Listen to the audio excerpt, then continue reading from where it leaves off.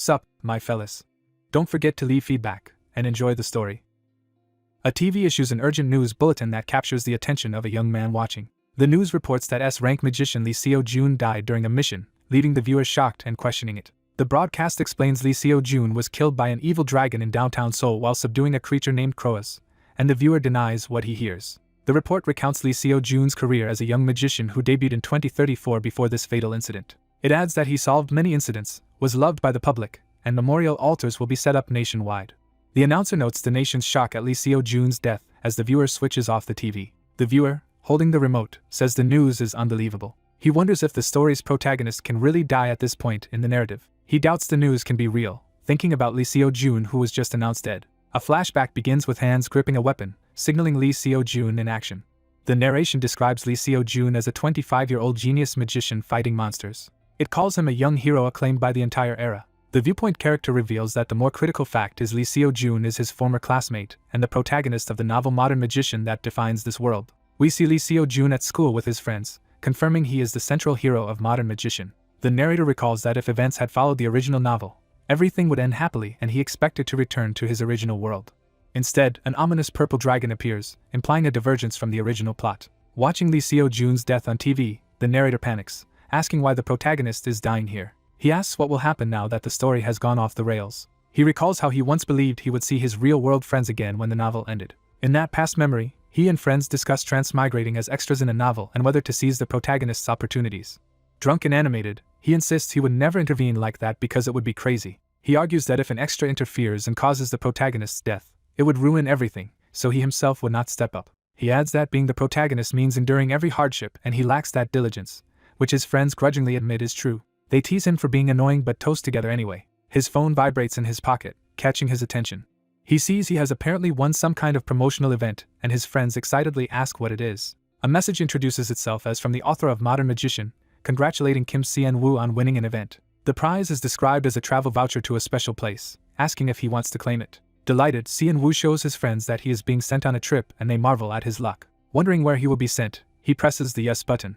Overjoyed, he raises his phone as light shines, signifying that the event is activating. He narrates that just like that, 7 years ago, something happened to him. We see him materializing inside a magical spell circle as confused magicians shout not to step into it mid-casting. He explains he was dropped into the novel Modern Magician that he loved reading, and now realizes the story's contents have become twisted. Because he believed the original plot must stay intact, he only acted around the edges of the main story. Now, after Lee Seo-jun's sudden death, he wonders what went wrong as his TV begins to glitch. Concerned, he asks why this is happening again while watching the interference. He approaches and grips the flickering TV screen. Suddenly he is jolted and startled as some force erupts from it. Through his window he sees purple lights filling the sky and city, just as before, and cries out in fright. He rushes to look outside more closely. His eyes widen in horror at what he sees. On the street, people are disintegrating into particles of light while using their phones. The entire intersection is filled with purple beams dissolving pedestrians, and he exclaims in disbelief. More people around the city vanish in the same way.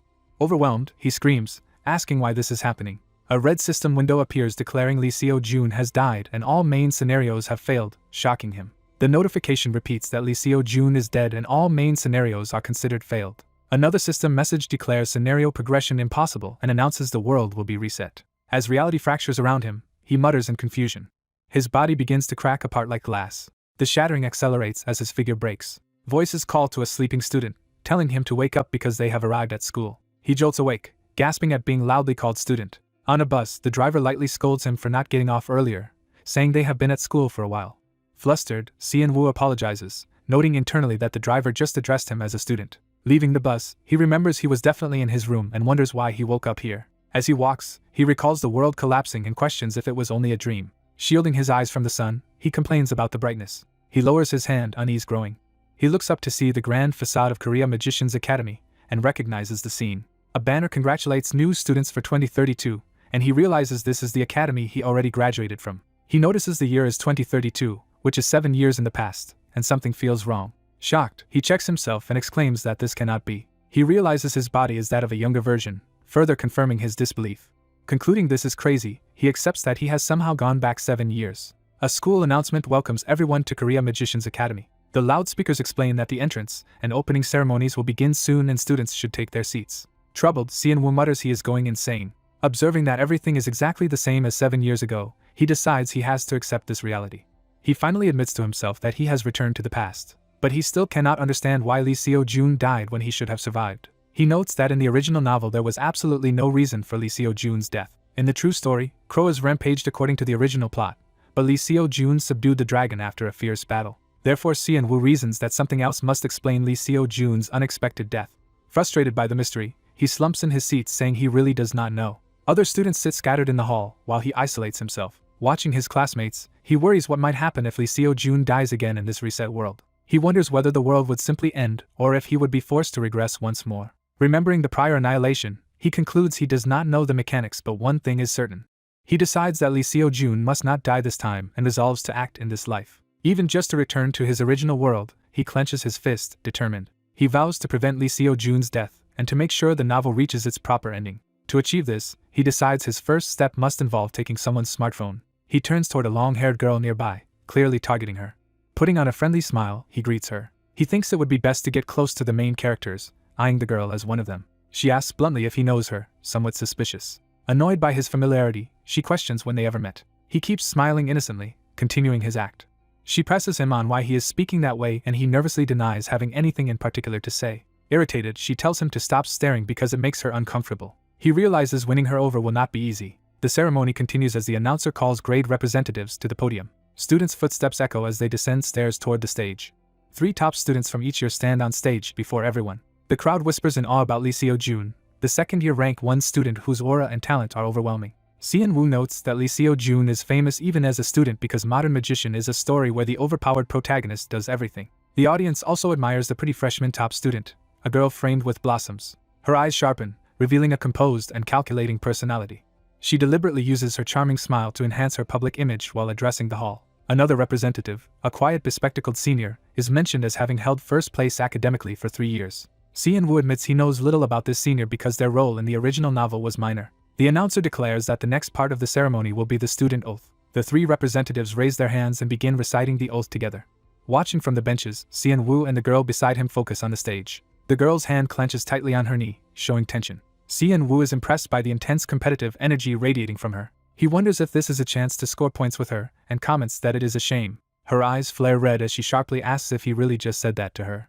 He casually answers yes, prompting her to demand what exactly he thinks is a shame. Si-woo gathers himself and begins to answer honestly. Up on stage, Lee Seo-joon praises the freshman girl's performance, implying she outshines some others. The dark-haired girl bristles and challenges Si-woo, asking what he knows and whether he has ever seen the others use magic. Embarrassed, he admits he has not, and she scolds him for making baseless comments. He claims he can judge people's ability just by observing them, which surprises her. With a confident smile, he asserts that he has strong intuition. She reacts with a blank, exasperated expression, seeming unconvinced. Growing angry, she asks if he is making fun of her while he denies it. Seeing her reaction, he wonders if his approach was wrong. Changing tactics, she abruptly asks if he has been anxious about his future career path. Hearing this, Si-woo is shocked that she has pinpointed his private worry. She calls him by name, saying he even remembered hers, suggesting a grudging recognition. Nevertheless, she curtly declares that he should not talk to her from now on. Internally, he realizes he has somehow created a bad impression. He then narrates that the Academy's first day always includes an evaluation test that publicly sets student rankings like a debut ceremony. Other students nervously discuss how unprepared they feel for the looming evaluation. Listening, Si-woo thinks of them as cute juniors and sets his personal goal of placing in the second year's top 10. He reflects that in his previous life he once received offers for B rank promotion, showing he is actually capable despite staying C rank then. His pride will not let him perform only averagely against these students, so he plans to display the skills of a professional. The evaluation begins with a girl unleashing powerful ice magic. She continues her display, blasting energy outward in a dramatic attack. Training dummies rush toward her as part of the exam. Her magic obliterates the dummies, scattering them to pieces. Spectators praise her abilities, saying they would believe she was one of the Academy's top second-year students. The announcer states it is now the second year's turn and calls them up by name. Yu-era demonstrates fiery magic, forming a blazing sphere in her hand. She hurls the fire, creating a massive explosion that rocks the hall. Students exclaim that Seo-joon's power looks professional level even though he is their age. Narration notes that although Lee Seo-joon overshadows everyone, Yu-era is considered legendary in her own right. On stage, Lee Seo-joon prepares his weapon for his own test. He dashes forward with swift, controlled swordplay, generating powerful shockwaves. Wooden dummies are released to charge at him. His strikes cut them down in blinding flashes of light. The floor is soon littered with defeated dummies as he stands composed. From the stands, Sean-woo and Yu-era watch while the crowd cheers. Sean-woo observes that Yu-era's abilities are impressive as well, but he judges that Seo-jun's performance is already on par with an active professional, and that Yu-era must be frustrated at always losing first place to him. The announcer then calls second-year student Kim Seon-woo to come forward for his turn. Rising from his seat with a confident smile, Seon-woo thinks that it is finally his moment. Teachers discuss Kim Seon-woo, noting she is a forgettable student from one teacher's class. Checking records, the teacher recalls Seon-woo was gifted in the enhancement magic system but now appears empty-handed. They conclude Seon-woo must have switched from enhancement to manifestation magic, which some students occasionally do. The narration comments that some students pursue the magic they like, not necessarily the one they are best at. Observers remark that the demonstration group looks ordinary, until one teacher suddenly notices Seon-woo. That teacher is shocked, recognizing that Seon-woo just used an advanced compression manifestation technique. The narration explains that manifestation magic begins with simple manifestation, then an advanced method compresses the power for finer release. This advanced method is identified as compression manifestation, a skill usually reserved for veteran magicians. Seon-woo looks tense as she prepares her spell. Her opponent or classmate also seems uneasy, watching her. Onlookers wonder how a second-year student can wield such a high-level technique as she fires it. Her powerful beam shoots upward and then slams into the practiced target dummy. The students in the auditorium stare in stunned silence at the display, after which she mutters a small finishing word. Classmates mock her, assuming she ran out of mana and cannot complete the full manifest and release sequence. Back in his room, the reincarnated protagonist laments that things have gone badly. Suddenly blue windows appear before him, startling him. As more windows pop up, he wonders in confusion what is happening. He realizes a system window is opening at this very moment. Later in his dorm, he sighs, thinking about the timing of events. Sitting on his bed, he wonders why the special window opened differently this life, remembering it opened around now in his previous life. He questions why events are diverging from before. He recalls how back then the system windows had appeared around the same time. He remembers the notification that the unique privilege called Outsider's Benefit had activated. Another message had declared that the main scenario of this world had begun. He had also unlocked an achievement called Second Life, earning 3,000 points. The system explains that an achievement system has activated and that he has already unlocked one called Clown's Talent. He gains 5,000 reward points and a notice that hundreds of people now remember his face as he flees the hall. Additional notices say that Lee Seo-jun and 4 main characters have taken interest in him, rewarding him with more points. Reflecting afterward, he notes that he earned a total of 10,000 points in a very short time. He deduces that to spend those points, Outsider's Benefit must have forcibly opened ahead of schedule. The narration defines Outsider's Benefit as a unique transmigrator privilege only he can use in this world. He reviews that points are gained through achievements and decides to first check how many he currently has. He adds that he can also earn points through the reputation system by becoming more famous, listing his recent fame-based rewards. Among all features of Outsider's Benefit, he considers the point shop the most attractive because it lets him buy traits, skills, and items. Despite being glad to have lots of points, he trails off, implying there is a drawback. Imagining himself as a clown on a unicycle, he grumbles that getting a talent labeled Clown's Talent feels insulting. He recalls that he had forgotten his mana pool is still low at this point in time, which caused his earlier spell failure. Even so, he notes that between both lives this is the first time he has ever received so much attention, and he earned points despite disliking the clown title. Curious about his state after regression, he calls up his ability window to see his current stats. The window shows his name, 10,000 points, and modest stats, and he complains that all the points he once invested seem to have been reset. He despairs about the work needed to raise his stats again. Then he realizes that in this new life he can reallocate his stats from scratch. The narration explains that this world has 4 magic systems: enhancement, manifestation, support, and summoning. Enhancement is defined as magic that strengthens the body or weapons for close combat.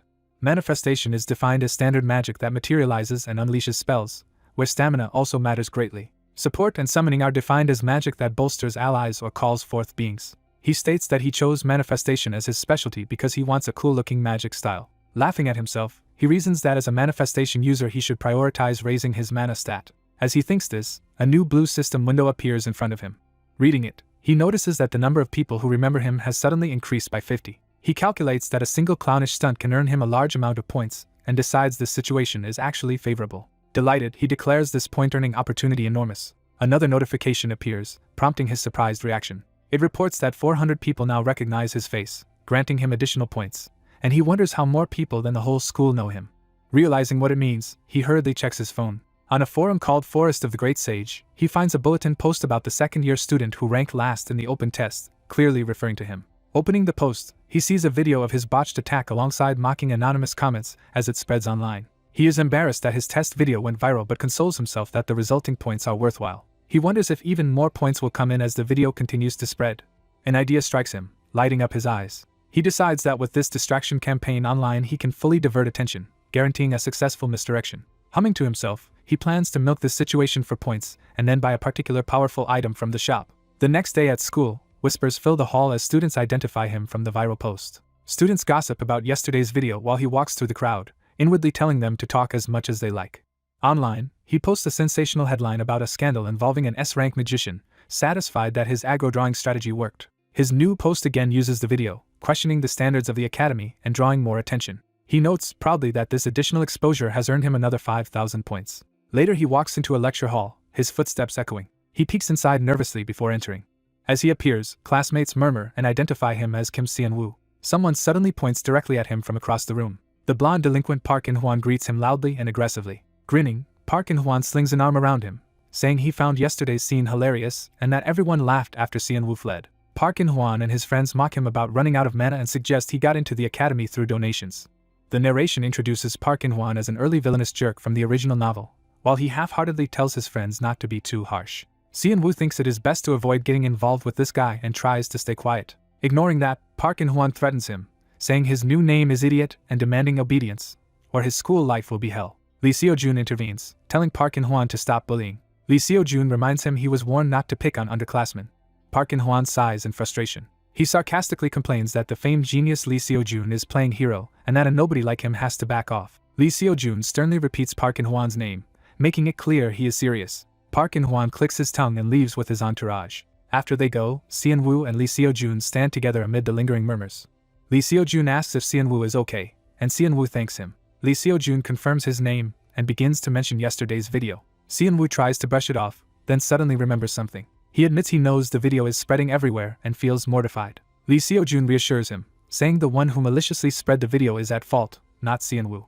As their brief talk ends, Lee Seo-jun says he should go. Seon-woo stops him and calls him by name. Looking down, Seon-woo nervously asks Lee Seo-jun to form a team with him. He specifically asks Lee Seo-jun to be on his team for the semester's dungeon class. Lee Seo-jun is surprised and wonders why he would agree. Seon-woo says teaming up will benefit Lee Seo-jun too. Lee Seo-jun thinks it over with a doubtful expression. He apologetically answers that he has never considered Seon-woo as a potential teammate. Seon-woo insists there are 2 solid reasons Lee Seo-jun should partner with him. Lee Seo-jun, now curious, agrees to listen to those reasons. Seon-woo starts by proclaiming that he ranks dead last in the entire second year. Lee Seo-jun laughs, questioning how that could be a reason. Seon-woo explains the joint tests have a balancing system, so pairing the top-ranked student with the last-ranked one yields a higher combined score. Lee Seo-jun realizes that makes sense, but internally thinks the risk of carrying last place is high. Seon-woo raises 2 fingers to introduce his second reason. He explains that top student UARA has already taken the 2 lowest-ranked students as her teammates. Lee Seo-jun acknowledges that UARA specializes in wide-area magic and could easily clear tests even with such weak partners. Seon-woo cheekily adds a third reason and prepares to state it, while Lee Seo-jun protests he promised only 2. For the third reason, Seon-woo touts himself, saying that despite being last place he is actually quite capable. Lee Seo-jun cannot help but grin. Laughing, Lee Seo-jun says Seon-woo is really funny. Amused and persuaded, Lee Seo-jun agrees to form a dungeon team with him. Seon-woo is thrilled, but Lee Seo-jun adds that he has one condition. Lee Seo-jun's condition is that he gets to choose their remaining teammate, asking if Seon-woo minds. The system notes that Lee Seo-jun now feels deep interest in Seon-woo, granting him another 2,000 points as Seon-woo agrees. In History of Magic class, the teacher begins lecturing that magic's recorded history dates back to the 14th century. She explains that ancient magic originally had only 2 systems instead of the 4 used today. She says that this 2-system framework later collapsed and asks the class what triggered that change. Seon-woo confidently raises his hand, and the teacher calls on him. He answers that the shift was caused by the appearance of the first enhancement-type mage known as the Blood Sword, and the teacher praises him. The teacher elaborates that the Blood Sword shocked manifestation-focused mages, leading to intense research into new forms of magic. Seon-woo reflects that while such classical theory is hard for others, including Lee Seo-jun, his outsider's benefit feeds him all the answers, making him strong in written subjects. He happily continues to take exhaustive notes at high speed. Classmates whisper mockingly that he is like Hermione, wondering why someone last in rank studies so hard. Irritated, Seon-woo thinks that if they are jealous they should try answering questions themselves. Class ends and the teacher dismisses them for lunch. Students file out of the lecture hall for their break. As Seon-woo prepares to leave, someone calls out his name. He turns surprised. Lee Seo-jun approaches and suggests they eat together to celebrate becoming teammates.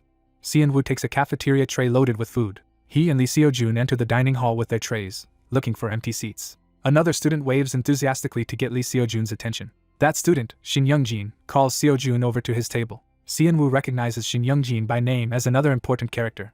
Lee Seo-jun apologizes for being late, while Shin Young-jin jokes with him. The narration notes, Shin Young-jin is one of the story's main characters and Seo-jun's best friend. Shin Young-jin remarks that top-ranked students splitting up teams makes sense because pairing only elites would hurt their scores. Seo-jun and Shin Young-jin sit with Seon-woo, starting a friendly conversation. Shin Young-jin confirms that Seon-woo is the student from the viral video, and Seon-woo admits it. Seo-jun asks when they became so friendly, and Shin Young-jin replies they just decided to do dungeon exploration together.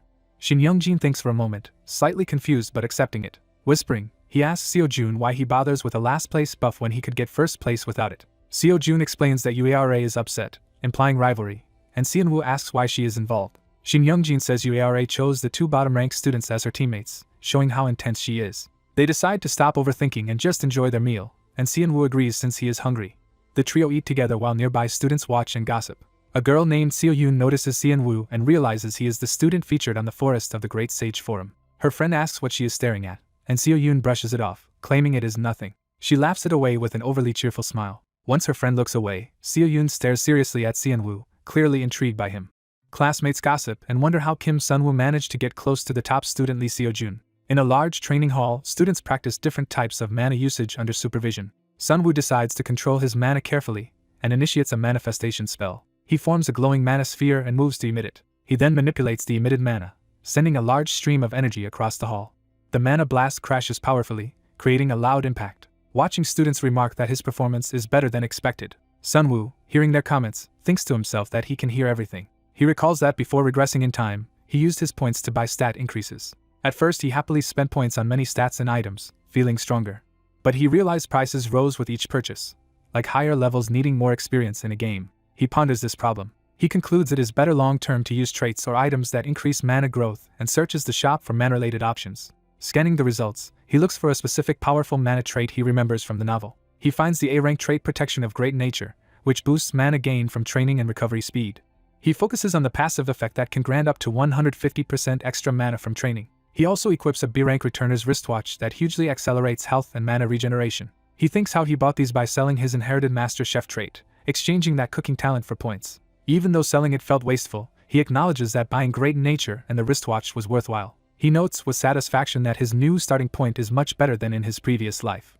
His phone suddenly vibrates, surprising him since he rarely gets messages. He pulls out the phone to check who is contacting him. Seeing the notification, he is startled and wonders what it is. He discovers he has been added to a Team 3 group chat with Seo-jun and several classmates. Sun-woo notes he only recognizes Yoon Ha-young among the invited members and wonders if the others are low-ranked. He remembers that Ha-young becomes an important character later, but currently her potential and role are still small. In the group, Seo-jun asks everyone to share their specialties for the upcoming teamwork. Through chat, Ji-hyuk, Ha-young, and Jin-tae list their main and secondary magic types and attributes. Sun-woo replies that he is also manifestation type but with no attribute. Ji-hyuk jokes that everyone at school already knows Sun-woo is a manifestation type, embarrassing him. Sun-woo proposes that Lee Seo-jun act as the main attacker while the rest of the team supports him. He thinks that to get first place they must outperform UARA's team and wonders who she chose as teammates. Later, during outdoor practice, students fire magic at targets while instructors observe. An instructor advises a student to focus less on fine manipulation and more on a mission by releasing mana more forcefully. UARA calmly gathers blazing mana in her hand, preparing to attack. She unleashes a massive fiery blast, demonstrating overwhelming power. Onlookers, including teachers, are amazed by her innate talent and skill. One female teacher watches thoughtfully, analyzing the student's abilities. She judges that while ARA is impressive, her technique is still immature and needs refinement. Comparing with other students, she thinks another girl's mana usage is also somewhat lacking. The teacher then notices something surprising in Sun-woo's demonstration. His sharp mana beam shoots forward with great speed and precision. She reassesses him, thinking his performance is actually quite good. Sun-woo is pleased that his efforts are paying off. The teacher recalls that earlier Ha-young was so obsessed with manifestation that she failed at a mission. Now she observes Sun-woo handling both emission and manipulation efficiently with very little mana. She reflects that recognizing and correcting one's own flaws at his age is difficult, making his growth notable. Pleased, she smiles warmly at his progress. Evening falls over the academy grounds as the day's practice ends. The instructor dismisses the specialty class and thanks the students for their hard work. The students disperse, chatting that the class was fun and relieves some stress as they head off to rest. As Sun-woo is about to leave, the female teacher calls his name. She praises his effort and asks if he has been consistently training on his own time, which he confirms. She specifically asks whether he is regularly cultivating his mana. Sun-woo realizes she has noticed that his mana reserves lag behind his technique. He lies that he is maintaining his mana training routine. She tells him that while his skills are good, his mana capacity is lacking and can only be improved through steady effort. Sunwoo earnestly promises to try his best from now on. The teacher hands him a bracelet, explaining it helps with mana breathing and maintaining condition. He hesitates, unsure whether he should accept such a gift. She reassures him it is only an inexpensive F-rank practice item and tells him not to feel burdened. He gratefully accepts the bracelet, and she reminds him class is over and sends him on his way. Walking away, Sunwoo happily thinks of the bracelet as unexpected loot. He spots Ara waiting alone by a wall and wonders why she is there. Ara calls out sharply to him, addressing him by name.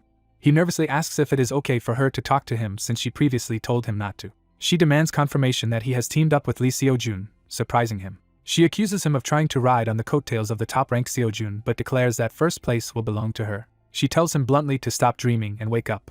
Ara turns and walks off, leaving Sunwoo standing there stunned. He shudders, thinking about how frightening and overly sensitive she is. The scene shifts to Thursday morning as students gather outside the academy's artificial dungeon. Sunwoo runs up in a tracksuit, relieved that he arrived just in time for the dungeon class. Seojun cheerfully notes this is their first time all assembled like this and encourages everyone to work hard this semester. The group responds upbeat, agreeing to do their best together. Ji-hyuk remarks that their team's composition feels odd. He points out they have both the highest-ranked and lowest-ranked students on the same team, which Sunwoo finds borderline insulting. Ji-hyuk then questions whether Sunwoo will even perform well, reminding him he failed to cast a spell in the last test. Sunwoo realizes Ji-hyuk's comment was definitely sarcastic. Another teammate shrugs it off, saying Seojun invited Sunwoo and will carry the team anyway. Sunwoo internally thinks that this teammate clearly intends to coast off Seojun's strength. He reflects that Hayoung's big spotlight event is still far away and muses that his joining has altered the original team roster. Looking at his somewhat unreliable teammates, he worries whether they will manage to clear the upcoming exam. The students march toward the dungeon entrance in their boots. An instructor calls for attention and begins explaining how the dungeon exploration class will work. He states the class will run twice that day, morning and afternoon, and that they will only explore the first basement floor now. He then describes how the exploration will be scored. The first criterion is dungeon clear speed, with faster teams earning more bonus points. The second criterion is a rank balancing score that awards extra points for working with lower-ranked teammates. Finally, he says contribution will be evaluated as well.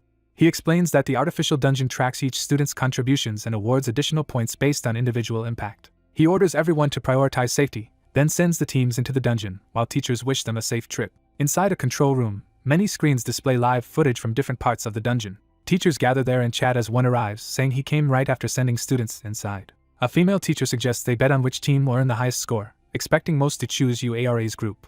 Another teacher admits he also chose Team 7, ARA's team, so the bet might not work. The glasses-wearing teacher's eyes gleam with an idea. She declares the bet is still on because she will instead support Team 3, the one with Lee Seojun. Another teacher notes both Seojun and ARA chose weaker teammates to maximize the balancing score but with different compositions. The glasses teacher analyzes that Seojun's team is unstable and that as an enhancement type he cannot easily handle many enemies alone without proper backup. They compare this to UARA, whose wide area magic lets her team advance quickly, already reaching the middle of the first floor. Despite that, the glasses teacher says she likes cheering for underdogs and wants to see which team wins. Inside the dungeon, Seojun effortlessly slays a large beast with his sword. Elsewhere, another student team walks through a vermin-infested corridor. Seojun tells his teammates it is time to move on and leads Team 3 deeper into the dungeon. His teammates praise his combat skills and note they are already halfway through the floor. They casually speculate what kind of boss will appear on the first floor, assuming it will be a weak monster. The discussion continues, joking about small fry like rats or dogs while wondering if a boss should not be stronger. Hayoung asks Sunwoo what he thinks the boss will be, and he confidently answers that a giant wolf will appear. Ji-hyuk demands to know how Sunwoo could possibly know that, while Sunwoo thinks it is because he has already experienced this in his previous life. Ji-hyuk dismisses him as a blatant liar. Sunwoo retorts that they can believe him or not, and Ji-hyuk mockingly says he does not believe him at all. Seojun laughs and tells them to stop bickering so they can keep moving, and Sunwoo reluctantly agrees. The team continues walking together through the corridor. Seojun suddenly tells everyone to stop, prompting questions about what is wrong. He says there is something on the floor ahead, drawing everyone's attention. The others look down, puzzled, and ask what he means about the floor. They see a glowing magic circle on the ground but cannot identify its function. Worried, they wonder why a magic circle is present, and whether it might be dangerous, doubting the school would expose them to real risk. Sunwoo crouches down near the circle to examine it more closely. Seojun calls out for him to be careful, but Sunwoo says he just wants to take a look. Studying it, Sunwoo silently appraises the pattern. He concludes aloud that it seems to be a simple barrier spell and not extremely dangerous, which confuses Ji-hyuk. Internally, Sunwoo knows this because he encountered the exact same barrier in his previous life. He begins injecting mana into the circle, activating his abilities. When he successfully stabilizes it, he smugly points out to Ji-hyuk that he was right. Another teammate complains that they still cannot pass and wonders if they must turn back, asking for an alternative. Seo-jun decides to try cutting through the barrier with his man-imbued sword and tells everyone to step back. He focuses intensely, channeling power into his blade. He unleashes a powerful slash at the barrier. The strike collides with the barrier, causing a bright explosion of light. For a moment the others think it worked in cheer, but the barrier only cracks slightly before reforming, leaving them disappointed. Seo-jun believes it might still be possible with the proper technique. Ji-hyuk wonders aloud if it is his turn to contribute. Boasting of his support-type abilities, Ji-hyuk steps forward. He confidently places his hand on the magic circle, intending to dismantle it. Mana flows from his hand into the circle as he starts working. Almost immediately he realizes the formula is more complex than expected. Flustered, he admits it might take 40 minutes to solve but promises to try, as Sunwoo tells him to move aside. Sunwoo says he will handle the magic circle himself, and puts his hands over it. Ji-hyuk panics and shouts, asking what Sunwoo thinks he is doing. Sunwoo fully presses both hands onto the magic circle to engage it. His unique Trade Outsider's benefit automatically activates as he interacts with the spell. A system interface appears, interpreting the magic formula while Sunwoo watches. The interface begins arranging fragmented text describing the barrier circle. Sunwoo starts selecting and rearranging the pieces of text. He discerns that the circle belongs to the Korea Mage Academy's artificial dungeon and generally understands its purpose. The system then summarizes its analysis, stating this is a low-difficulty first-floor barrier whose boss is a giant wolf. Armed with that knowledge, Sunwoo channels energy through his hand and bracelet into the magic circle to neutralize it. The group watches in shock as a glowing blue barrier in front of them suddenly dissolves. Sunwoo turns back to his teammates, proudly declaring he succeeded in dispelling the barrier. His classmates stare in disbelief and repeat that his attempt actually worked. System messages notify Sunwoo that Lee Seo-jun is surprised by him, feels goodwill, and his interest in Sunwoo is rising. Another message grants Sunwoo 5,000 points for reaching Lee Seo-jun's first interest level, leaving Sunwoo puzzled about what interest level means. A clawed monster paw slams down as something dangerous activates. The students see a menacing silhouette of a large wolf boss appearing at the top of the stairs. The red-eyed giant wolf, boss of the first floor, charges toward them. One teammate nervously realizes events are unfolding exactly as Sunwoo predicted. The giant wolf leaps high into the air to attack the waiting students. Seo-jun focuses intensely, eyes glowing as he prepares to counter the boss. A powerful burst of light and energy strikes the wolf. Seo-jun's blazing sword attack slams into the monster with overwhelming force. Bathed in golden aura, Seo-jun finishes his move, looking composed and powerful. The classmates excitedly praise Seo-jun for casually defeating the boss like it was nothing. Massive stone doors slowly open, signaling the end of the trial. The team walks out of the dungeon, celebrating that the ordeal is finally over. Outside, an instructor congratulates Team 3 and announces they placed second for the first week. Curious, a teammate asks who placed first and hears that Team 7 cleared the dungeon half an hour earlier. Seo-jun recognizes that the top team is led by UARA. The boys check rankings on their phones, amazed by UARA's incredibly fast clear time and worried about being overtaken by others. Someone taps Sunwoo's shoulder, catching his attention. Seo-jun smiles and thanks Sunwoo, saying their second place result was thanks to him. Sunwoo downplays his contribution, but Seo-jun insists that without his quick barrier dispel they would have fallen further behind. Seo-jun modestly says he should have gotten first place, while another teammate insists they only finished so quickly because of him. The group reassures each other that it is only week 1 and floor 1, and they can make a comeback later. A female teacher approaches and calls out for student Kim Sunwoo. Sunwoo answers, internally recognizing her as the support-type teacher in charge. She says she has a proposal for him, and he asks what it is. Bursting with excitement, she urges Kim Sunwoo to transfer immediately to the support department. Sunwoo, startled while she clasps his hands, can only respond in confusion. He calmly but firmly refuses, saying he does not want to transfer. Flustered, the teacher begs him not to reject her without even hearing the conditions and asks him to listen first. She offers him a special talent scholarship of 50 million won, then asks if he is still uninterested, and Sunwoo flatly says he is not. As the dejected teacher walks away, classmates rush up and ask Sunwoo why he turned down such a generous offer.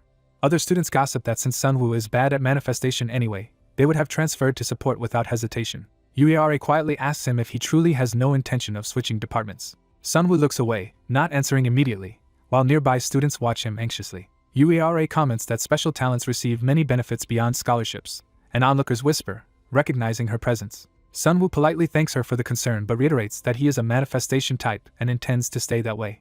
UARA is taken aback by his answer, clearly surprised. Time passes as the scene shifts to a peaceful view of the academy building under a bright sky. Inside the building, a girl walks along the corridor, heels clicking on the wooden floor. Her eyes widen as she suddenly notices someone ahead. She recognizes the person walking in front of her and reacts with curiosity.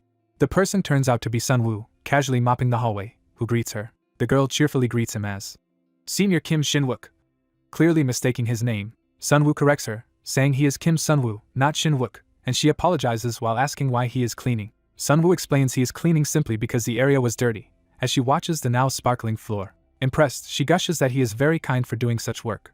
She waves goodbye, telling him to keep up the good work as she leaves. Once out of earshot, she thinks to herself that his cleaning is pointless, while a system notice awards Sunwoo this Snail Bride achievement. Another notice grants him 1,000 points, and he internally wonders how he could ever admit he cleaned just to earn that achievement. Finishing up, he lifts the bucket and remarks that at least the cleaning is done. Humming contentedly, Sunwoo walks away with his bucket, unaware that someone is secretly watching him from behind. A male teacher peeks out from behind a wall, smiling warmly at Sunwoo's behavior. In a lecture hall, a professor begins a class by explaining that there are many different kinds of monsters. The professor elaborates that monsters can be humanoid, animal-like, flying, and more, pointing at a projected creature. He then says the most dangerous monsters are those called manes. The teacher asks the class if anyone knows why manes are especially dangerous.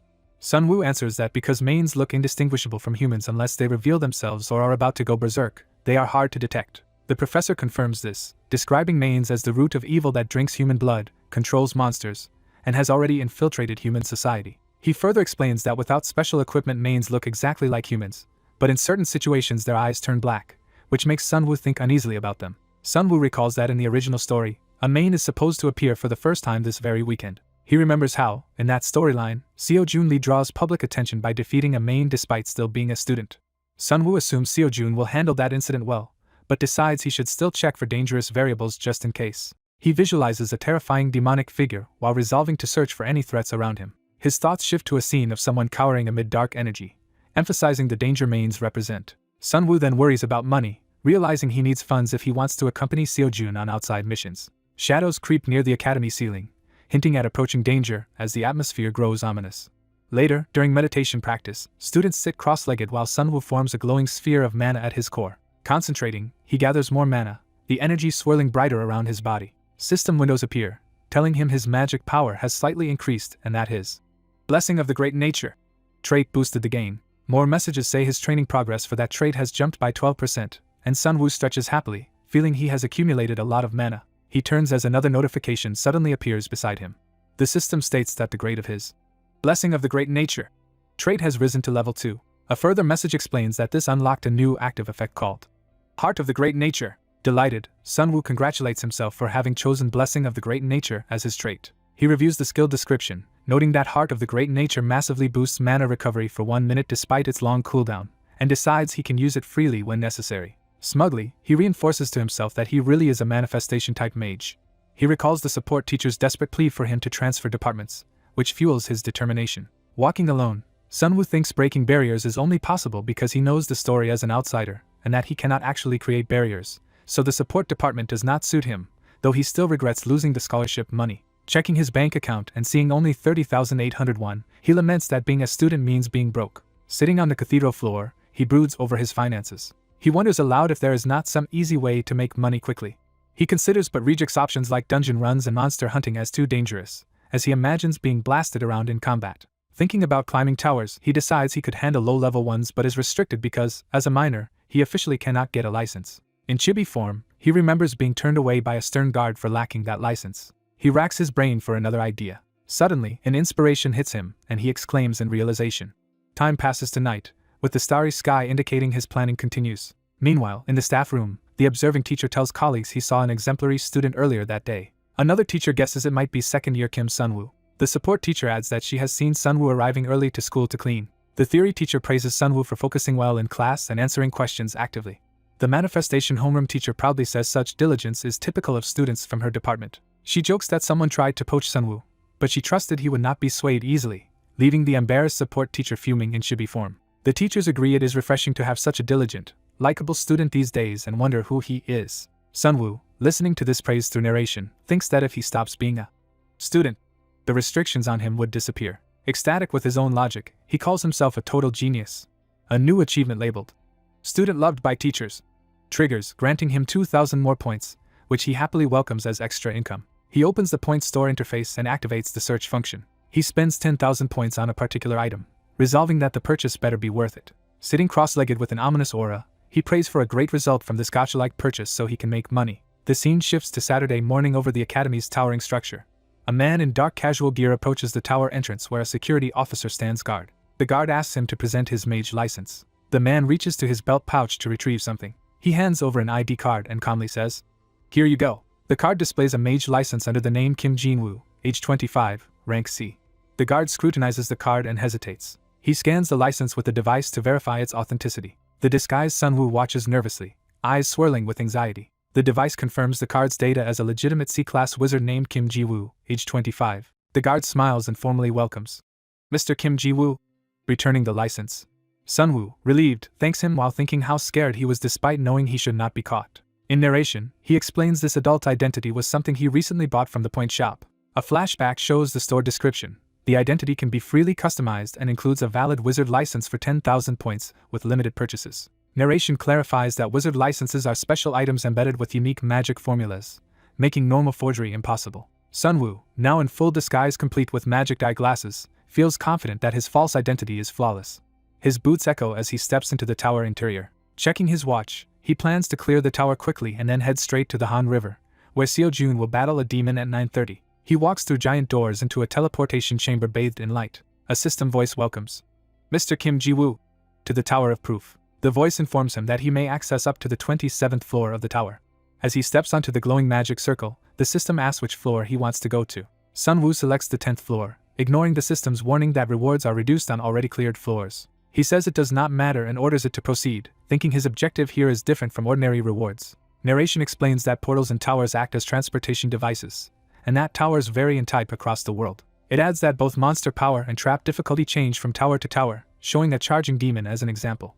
The narration continues that even the trap mechanisms differ greatly, illustrated by deadly spear traps. Sunwoo arrives on the 10th floor of the Tower of Proof, a setting known in the original side story, and a message confirms his entry. The narration describes this tower as so uniquely difficult that even many guilds avoid it. Menacing red eyes open in the darkness, revealing the threat inside. A gigantic, red aura wolf confronts Sunwoo in the chamber.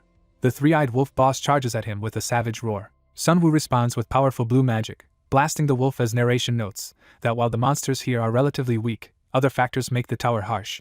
After defeating the creature, he receives the First Hunt achievement and 1,000 points as a reward. He explains that the tower's difficulty comes from the many traps and high-level magic formulas scattered throughout, which actually suit his abilities, making this feel like a tower tailored to him. Checking his watch again, he judges he still has plenty of time to clear the tower. Encouraged, he walks deeper into the dungeon, saying they should keep going. The perspective shifts to the Han River area, where a large crowd gathers in anticipation. Seo-jun and a friend comment on how many people have come even though it is not yet festival time. The friend suggests they take a photo since they are already there, though Seo-jun questions the point of it. The friend insists that taking pictures is part of making memories and pulls Seo-jun close for a snapshot. As the phone lens glints in the evening light, he begins counting down to take the picture. Back in the tower, Sunwoo's magic attack slams into another monster's open jaws. One defeated monster drops a glowing red magic stone, and Sunwoo happily remarks on his good luck. Holding the stone in his hand, he notes that at least he has now earned some travel money. Later, he examines a wall in the tower, saying that what he is searching for should be somewhere around this area. The protagonist locates a crucial magical thread and notes he has found it. He presses his glowing hand against the barrier, surprised as it reacts. Light flares around him as the barrier recognition process continues. System messages announce he has unlocked the barrier undoing specialist achievement and earned 2,000 points upon opening the gateway. Entering the hidden floor of the Tower of Proof, he is recognized by the tower, gains the Explorer of Mystery achievement, and receives 5,000 points. Looking around the new world happily, he declares this place is exactly what he was seeking. A mystical voice addresses him as the challenger of the Tower of Proof, drawing his cautious attention. A statue-like woman asks whether he can truly prove his own worth. Her eye shines intensely, signaling that his trial is beginning. As a powerful force bears down on him, he braces himself with a pained grunt. Lights burst from a field of flowers as tiny presences stir and call out. A swarm of winged creatures surrounds him, chittering as they approach. Recognizing them, he realizes he is facing flower fairies. He recalls that these C-rank monsters are individually weak but still dangerous in groups. The seemingly cute fairies bear fangs, revealing their vicious nature. He remembers that whenever these fairies see a human they go insane and attack relentlessly. One fairy is suddenly blasted away by a high-speed strike. Smiling confidently, he states that speed is the key when hunting these monsters. He unleashes rapid magical attacks, aiming to hit at least one of the darting fairies. A fairy reels in shock as his assault catches them off guard. He drops to a glowing magic circle, preparing a larger spell. While focusing, he realizes that simply defeating every fairy will not be enough to clear this floor. He recalls the statue's question about proving himself, and concludes that brute force alone cannot demonstrate his individuality. He activates his unique trait, Outsider's Benefit, to begin deciphering the tower's magic formulas. The cryptic magical sentence appears as rearrangeable fragments for him to decode. The magic circle responds as his decoding begins altering the environment. The statue commands him to prove himself as blue flames, and the encoded formula surround him. He accepts the challenge and promises to show proof of who he is. He likens his unique individuality to the act of solving this intricate magical formula. Surging with all the abilities granted by being an outsider, he channels vast mana into the circle. The system acknowledges him with the recognized by the Tower of Proof achievement, and rewards him with 10,000 points. The Tower of Proof blesses him and grants a new adaptive trait called Proof of the Tower, D. Treasure manifests before him, including a red dragon's soul, a magic enchantment book, and sacred herb seeds. Stat windows show his mana recovery speed, and magic power all increase, and he exclaims that he has finished the challenge. Fireworks explode as a voice congratulates him for his success. A global message announces that someone has cleared the hidden floor imaginary world, and festival onlookers notice the broadcast. Two friends watch the news on a phone, one telling the other to check something. They look at a photo they took earlier and wonder why it matters. He urges his friend to look closely at the background of the picture. Realizing something terrifying about the man in the photo, the friend thinks those eyes are impossible. The image or memory reveals that the mysterious man is actually a demon. Back at the festival grounds, the protagonist watches that same man staggering suspiciously outside. He glances at a nearby clock tower and senses that something is wrong. Watching the demon shamble, he notes anxiously that it is almost 9:30. He worries about why Lee Seo-jun, who should be involved in this event, has not arrived yet. The demon stiffens and begins to transform in a secluded part of the park. Its eye glows red and monstrous power awakens within it. Time passes toward 9:30 as the clock tower stands over the city. The protagonist frets that Seo-jun still has not appeared and wonders if he should intervene personally. He weighs that this moment is part of the main storyline and fears altering the plot if he acts rashly. As bystander Seo-jun approaches to help the staggering man, the demon's aura flares ominously. The demon glares with a blood-red eye, fully awakened. Inside the cafe, the protagonist realizes what is about to happen and cries out in denial. Blood splatters the ground outside, signaling the demon's first attack. Seo-jun lies grievously wounded and gasping, covered in blood. The demon grabs and lifts Seo-jun, continuing its brutal assault. Its crimson eyes burn as it tightens its grip, intent on killing him. In desperation, Seo-jun claws at the demon, further bloodying the scene. The demon slams him to the ground with lethal force. A blur of movement follows as the rampage continues. The demon's eye flares again, showing it is still far from defeated. The demon fully transforms into a hulking berserker, radiating murderous energy. A nearby girl notices the transformed monster towering over her. The berserk demon looms over the terrified girl, ready to strike. Onlookers recognize the creature as a rampaging demon and shout to call the police. The protagonist grips his trident weapon tightly, committing to act. He sprints toward the scene, deciding there is no time left to hesitate. Seeing the demon threatening the girl, he resolves that storyline or not, he must intervene. He affirms that protecting people comes before preserving the original plot. Elsewhere, authorities review the festival photo the boys sent, confirming the suspicious man. Agent Jong Hyun-soo of the Mage Association's Anti-Terror Division declares from the eyes in the photo that the man is definitely a demon. Jong questions the boys at the site where the photo was taken to pinpoint the demon's location. Hearing that demons grow stronger by absorbing blood, they realize how dangerous it is in the crowded festival. One of the boys suddenly senses an enormous surge of mana nearby. He tells his friend he just felt a huge burst of mana from that direction. Jong concludes without doubt that the demon has manifested and leads them toward it. In another part of the festival, people worry the area might also be in danger. The girl begs for help as the demon advances, while the protagonist rushes into view behind it. The demon swings a heavy weapon, preparing to kill. He hurls the girl aside with a brutal blow, sending her screaming. The protagonist notes that the table absorbed the blow and narrowly saved her life. When the girl flees, the demon begins chasing her, and the protagonist curses that it is targeting her again. Judging the demon at least B rank, he concludes that charging in recklessly would be suicide and instead gathers all his mana. He focuses that mana into a single powerful projectile aimed precisely at the demon's weak point. The blast collides explosively with the back of the demon's head. Smoke billows from the impact as the demon staggers, and the protagonist readies himself. He watches tensely, unsure whether his attack was enough. The demon turns, showing a half-destroyed, horrifying face, proving it survived. Its damaged jaw twitches as it snarls, still capable of fighting. The protagonist realizes in frustration that he failed to completely destroy the demon's brain. The enraged demon charges after him, while he runs, forcing a chase. It leaps toward him in a murderous attack from above. Cornered, he decides to use a powerful item he had wanted to save. He activates the Heart of Mother Nature, which greatly boosts his mana recovery for 1 minute. Surrounded by rapidly regenerating mana orbs, he admits he may not kill the demon within a minute but prepares to try.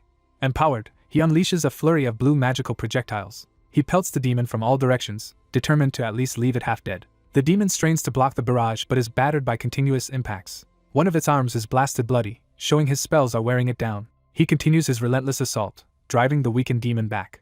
Another direct hit slams into the demon as it raises its guard. Smirking, he challenges the demon to keep blocking while he concentrates power in his hands again. He channels everything into a final beam focused solely on the demon's head. The demon roars in agony as the attack lands and overwhelms it. Seeing the tide turning, the protagonist thinks optimistically that at this rate he can win.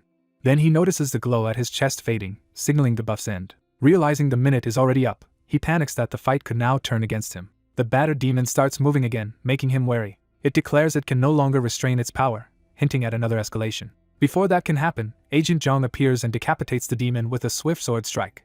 The protagonist stares in shock as the professional finishes the enemy. The demon's severed parts fall to the ground, ending the battle. Zhang calmly announces that the situation has been resolved. He introduces himself to the protagonist, thanks him for the assistance, and asks to see his wizard license to process the reward. The protagonist hands over his license without protest.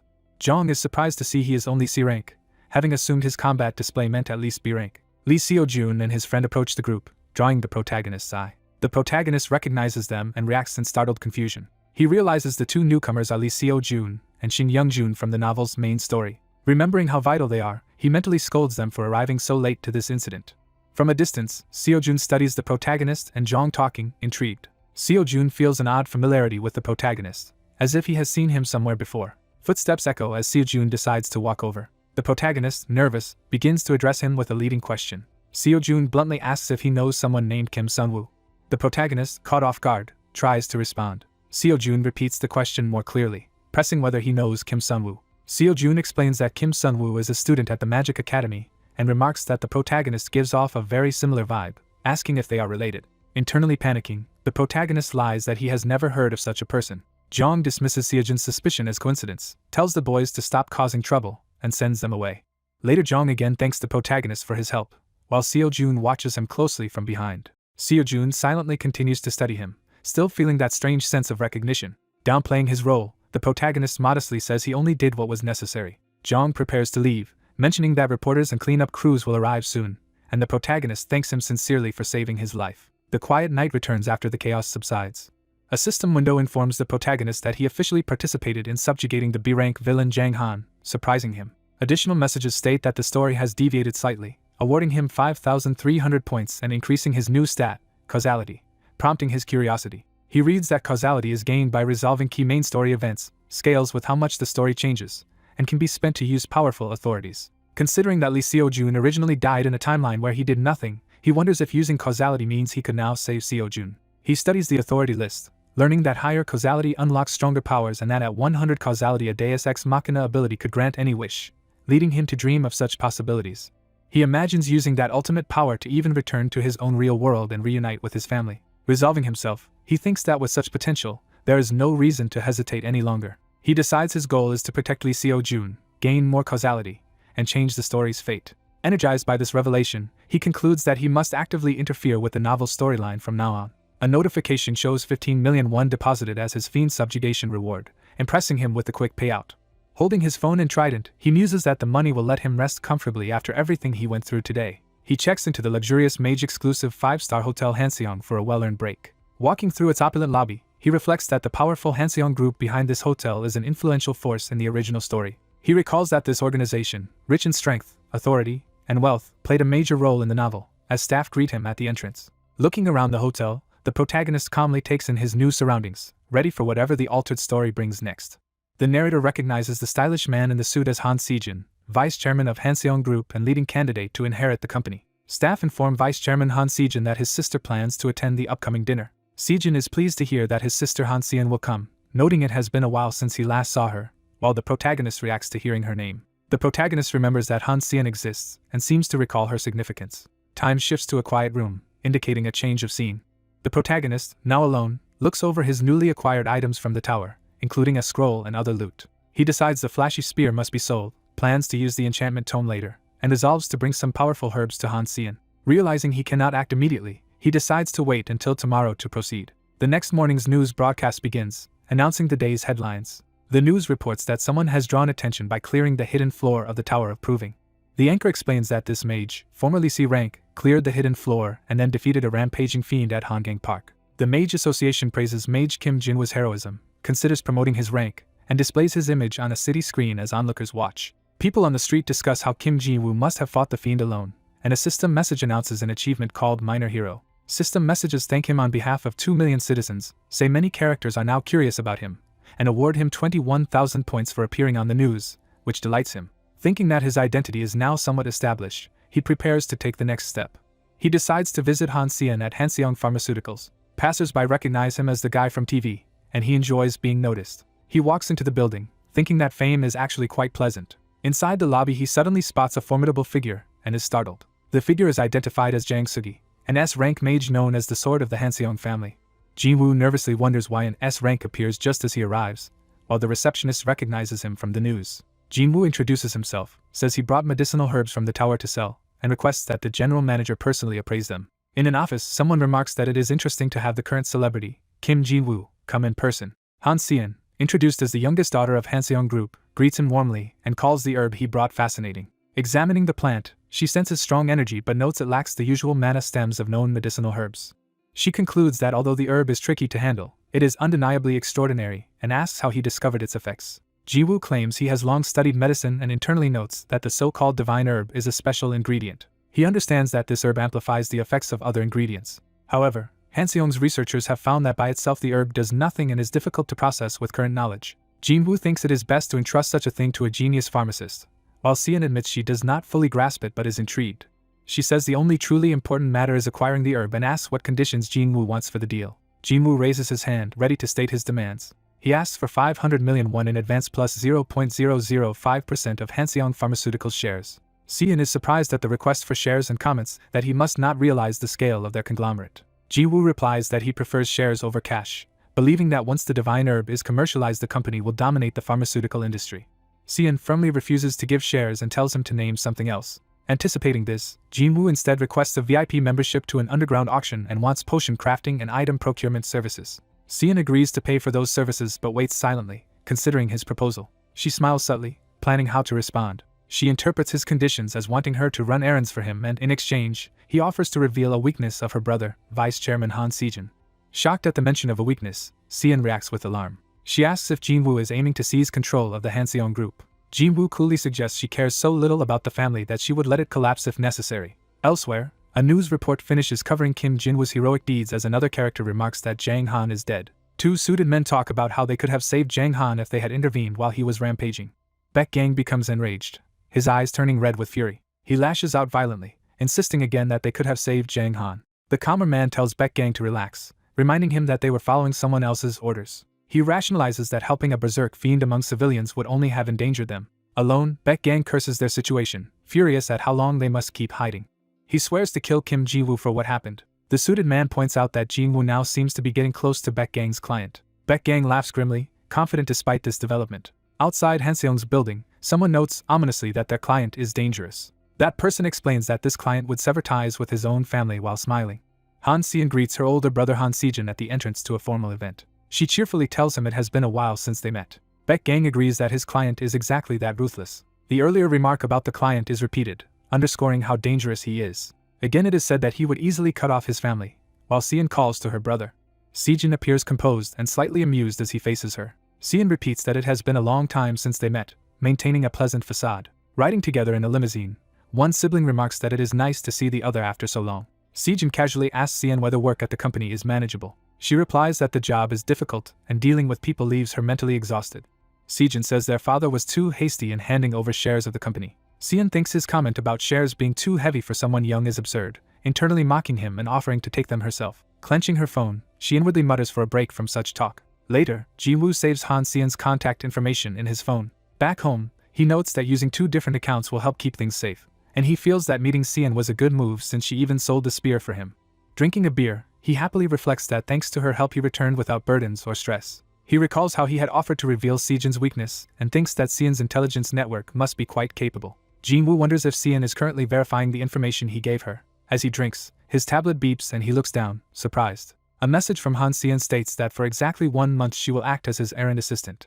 Another system message says Han Xian now trusts him, grants him 1,000 points, and she texts that she will transfer the promised advance and spear money today, asking if he needs anything else, which Jin-woo welcomes. Ji-woo replies by requesting potion crafting and an entry ticket to the underground arena, and she answers that potions will take time and she will contact him when they are ready, which he accepts while thinking he can extend their deal later. Remembering that moving openly as Kim Ji-woo will attract vengeful fiends, he worries about the revenge plot from the original story. To counter potential attacks, he uses the system's search function to look up detection-related traits. He examines the description of killing intent detection, which senses murderous intent within a certain range for 50,000 points.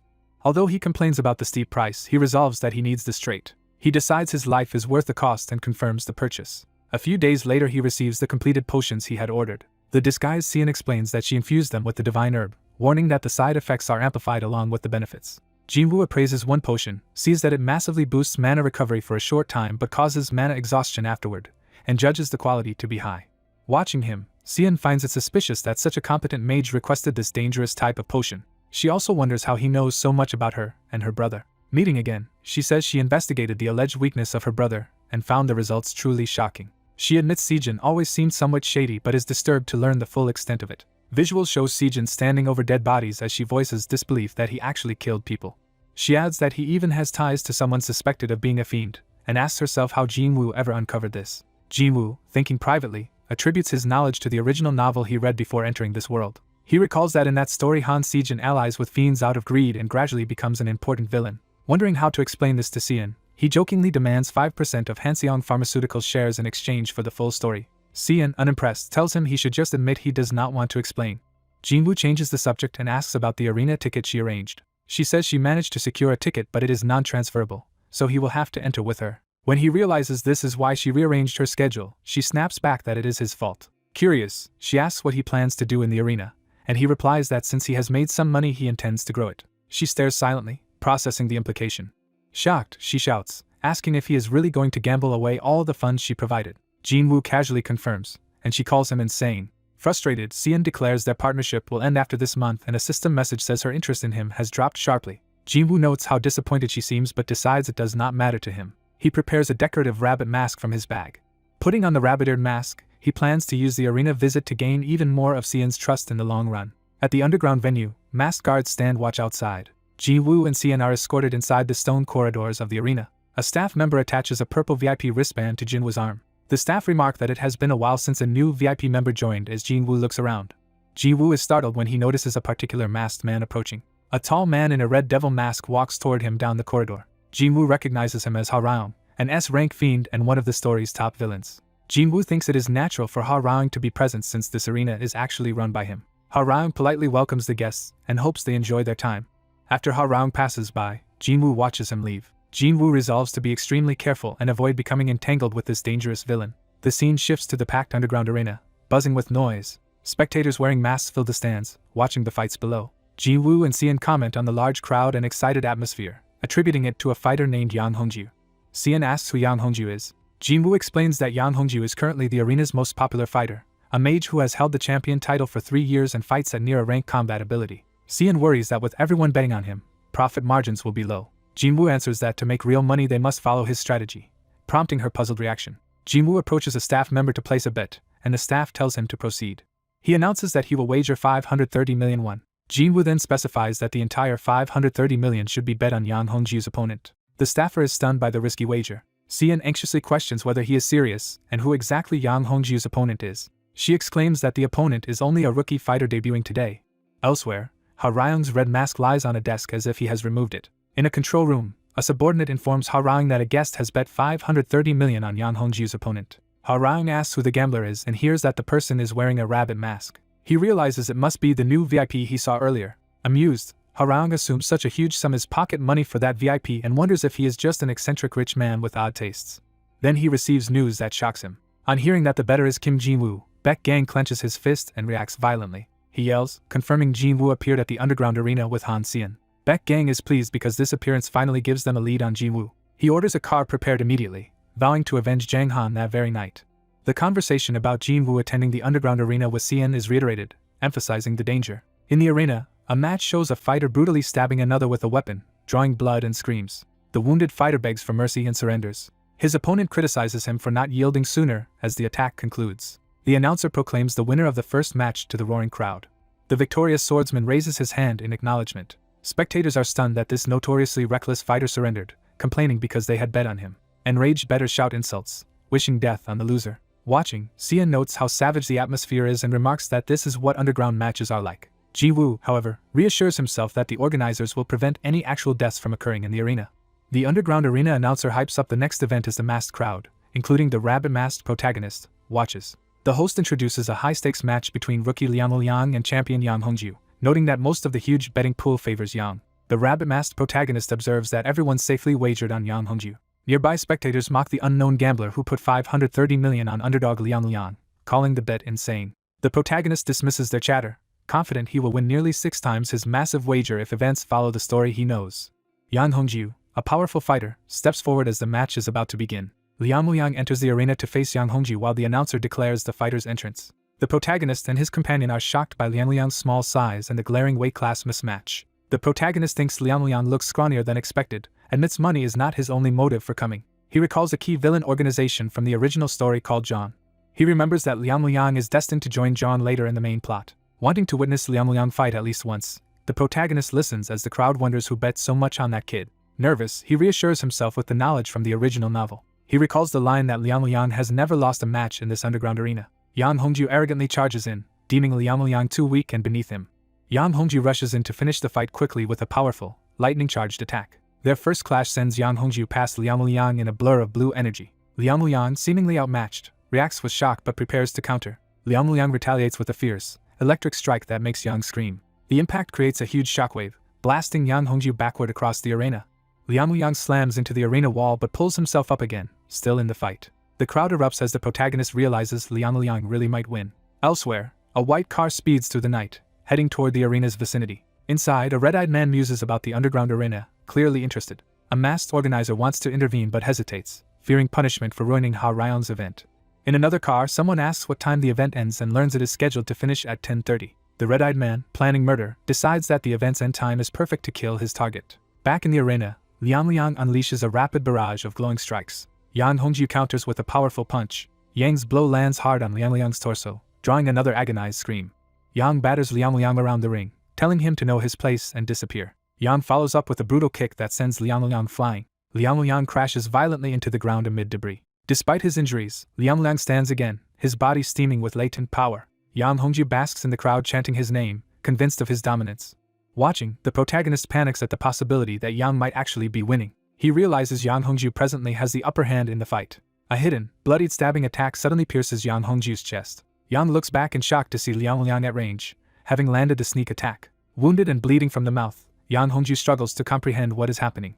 Liang Liang, battered but grinning grimly, prepares to continue the assault. Enraged, Yang Hongju charges Liang Liang while clutching a hidden knife. Liang Liang gathers dark, crackling power around his chest and hands as he readies a finishing move. Surrounded by swirling purple energy, Liang Liang unleashes a large-scale technique. The dark attack tears into Yang Hongju's body, making him scream in agony. Yang Hongju is engulfed by the deadly energy, his life rapidly draining away. His body collapses as his boots lose strength, and the fight ends. Liang Liang stands over Yang's corpse, whose chest is mangled by multiple blade-like protrusions. From above, the arena shows a clear victor, Liang Liang, while Yang Hongju lies dead. The stunned masked spectators fall silent, struggling to process the upset. They then exclaim in disbelief at the shocking outcome. Han Se-yeon, the protagonist's ally, realizes what the result implies and is left speechless. Other gamblers curse Yang as a coward for resorting to a knife and losing them money. Relieved and satisfied with the result, the protagonist says his business is done and suggests they leave. As the crowd disperses in chaos, Han Se-yeon calls after him, wanting to depart together. The red-masked organizer watches from above, remarking that the outcome is too convenient to be mere coincidence. He concludes that Liang Liang's victory only happened because Yang Hongju got careless. Still, he senses a deliberate intention behind the massive bet on Liang Liang. He calls out to his subordinate, Chief Zhang. The red-masked man orders Zhang to identify the gambler who profited from today's betting. In the getaway car, Han Se-yeon pointedly asks the protagonist what he really is and how he knew Liang Liang would win. He brushes it off as a simple hunch, while she complains that he never explains anything. Checking his phone, the protagonist thinks to himself that today was an incredible jackpot. He sees his bank balance surpass 3 billion won and notes that the bet also yielded system achievements. System notifications inform him that he unlocked the Gambler of the Century title and that Han Se-yeon's trust and curiosity toward him have increased.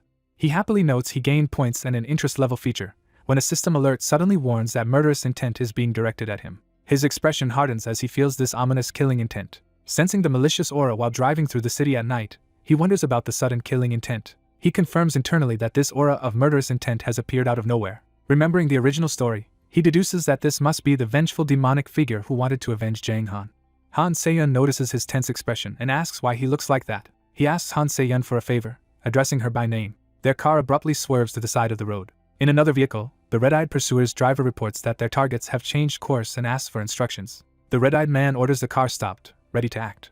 He decides to kill his quarry on this quiet riverside stretch. Watching from the trees, he notes that Han Se-yeon is nowhere in sight, leaving the protagonist alone. He doubts that this apparently untrained man could really have killed Jang Han. He also senses only weak energy from the protagonist as the latter casually eats a snack. The protagonist drops his snack to the ground, growing serious.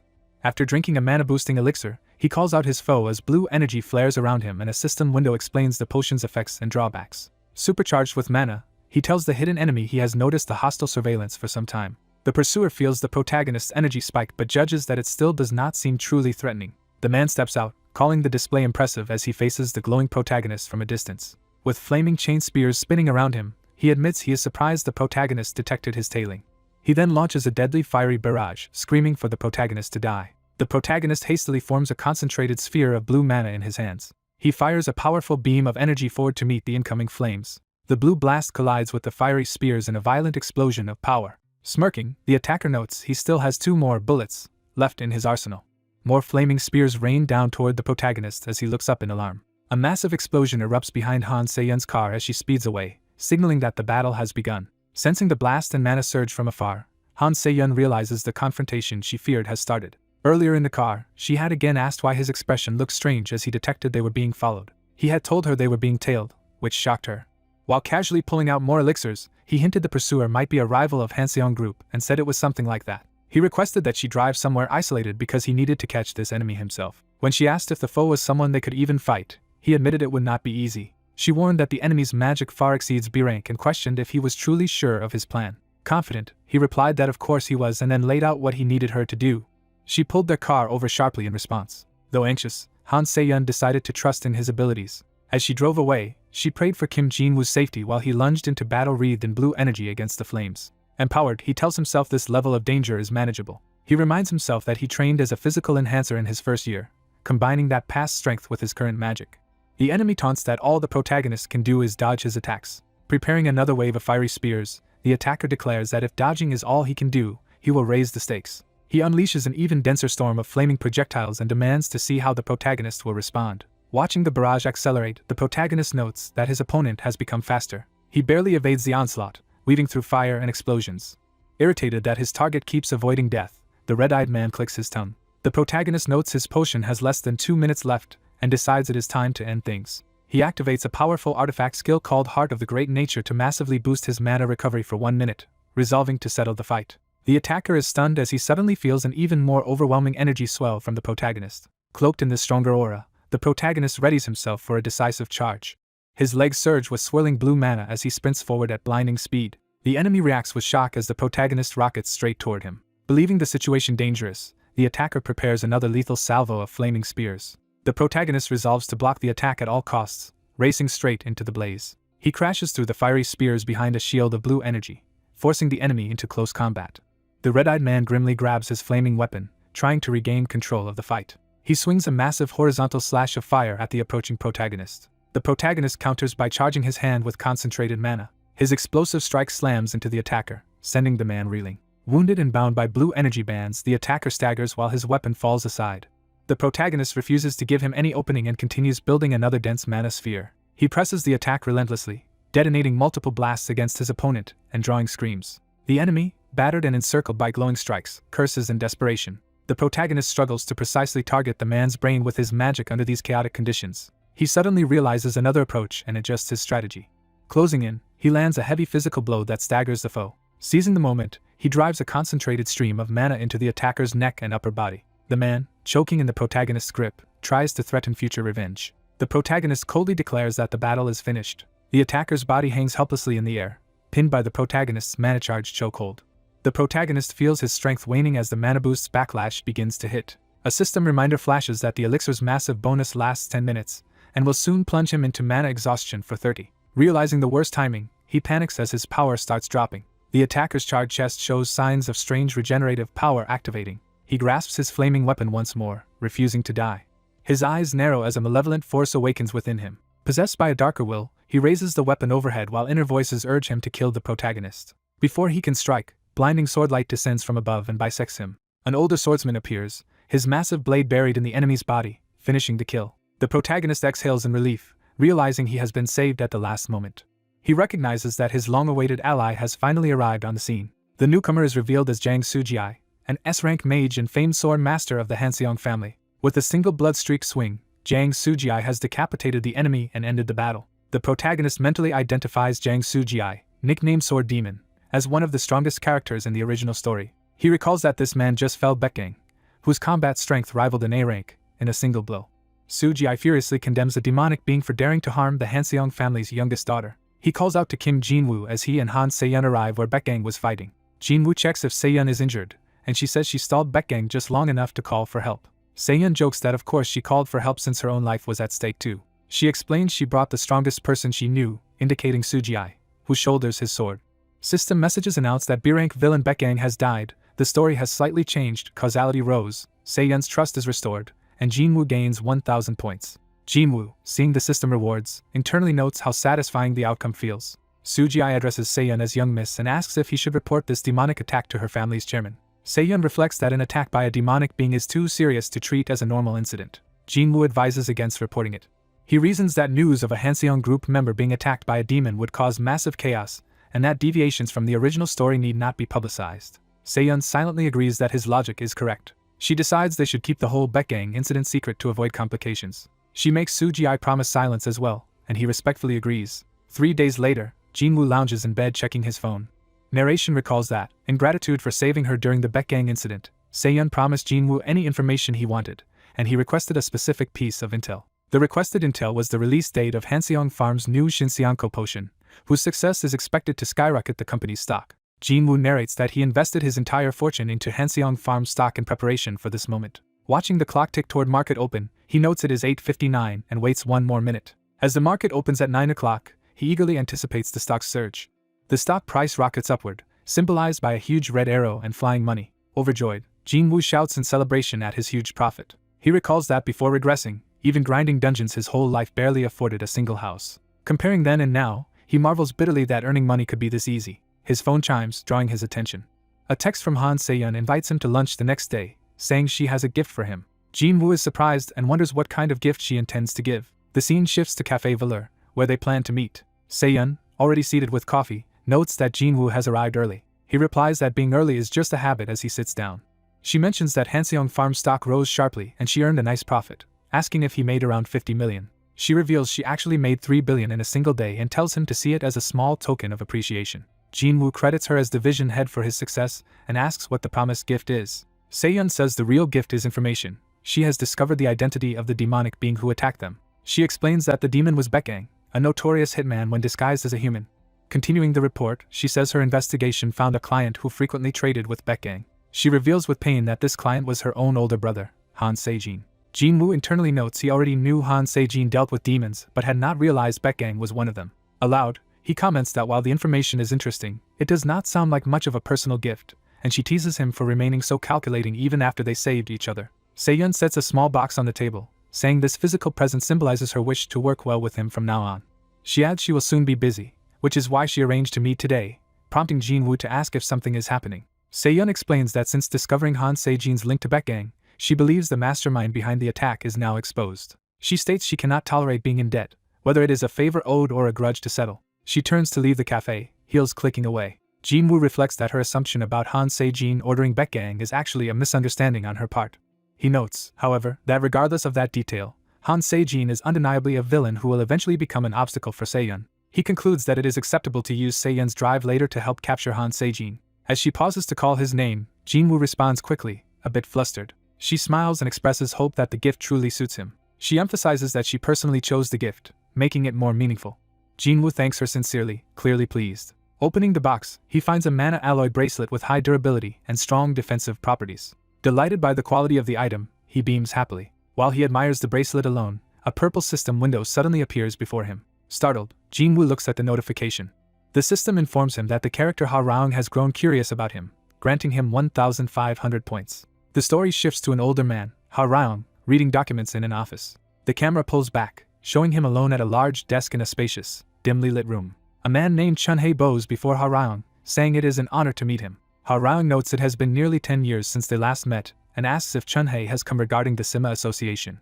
Chunhae confirms but says there is another matter he wants to ask about first. He brings up the recent deaths of his close friend Jang Han and the demon Baekgang, assuming Ha Raung knows of it. Chunhae explains that evidence points to a particular human mage involved in both killings. He presents a photo of Jinwoo, identifying him as the human connected to both incidents. Chunhae adds that Baekgang's own investigation before dying showed this mage recently visited the arena under Ha Raung's influence.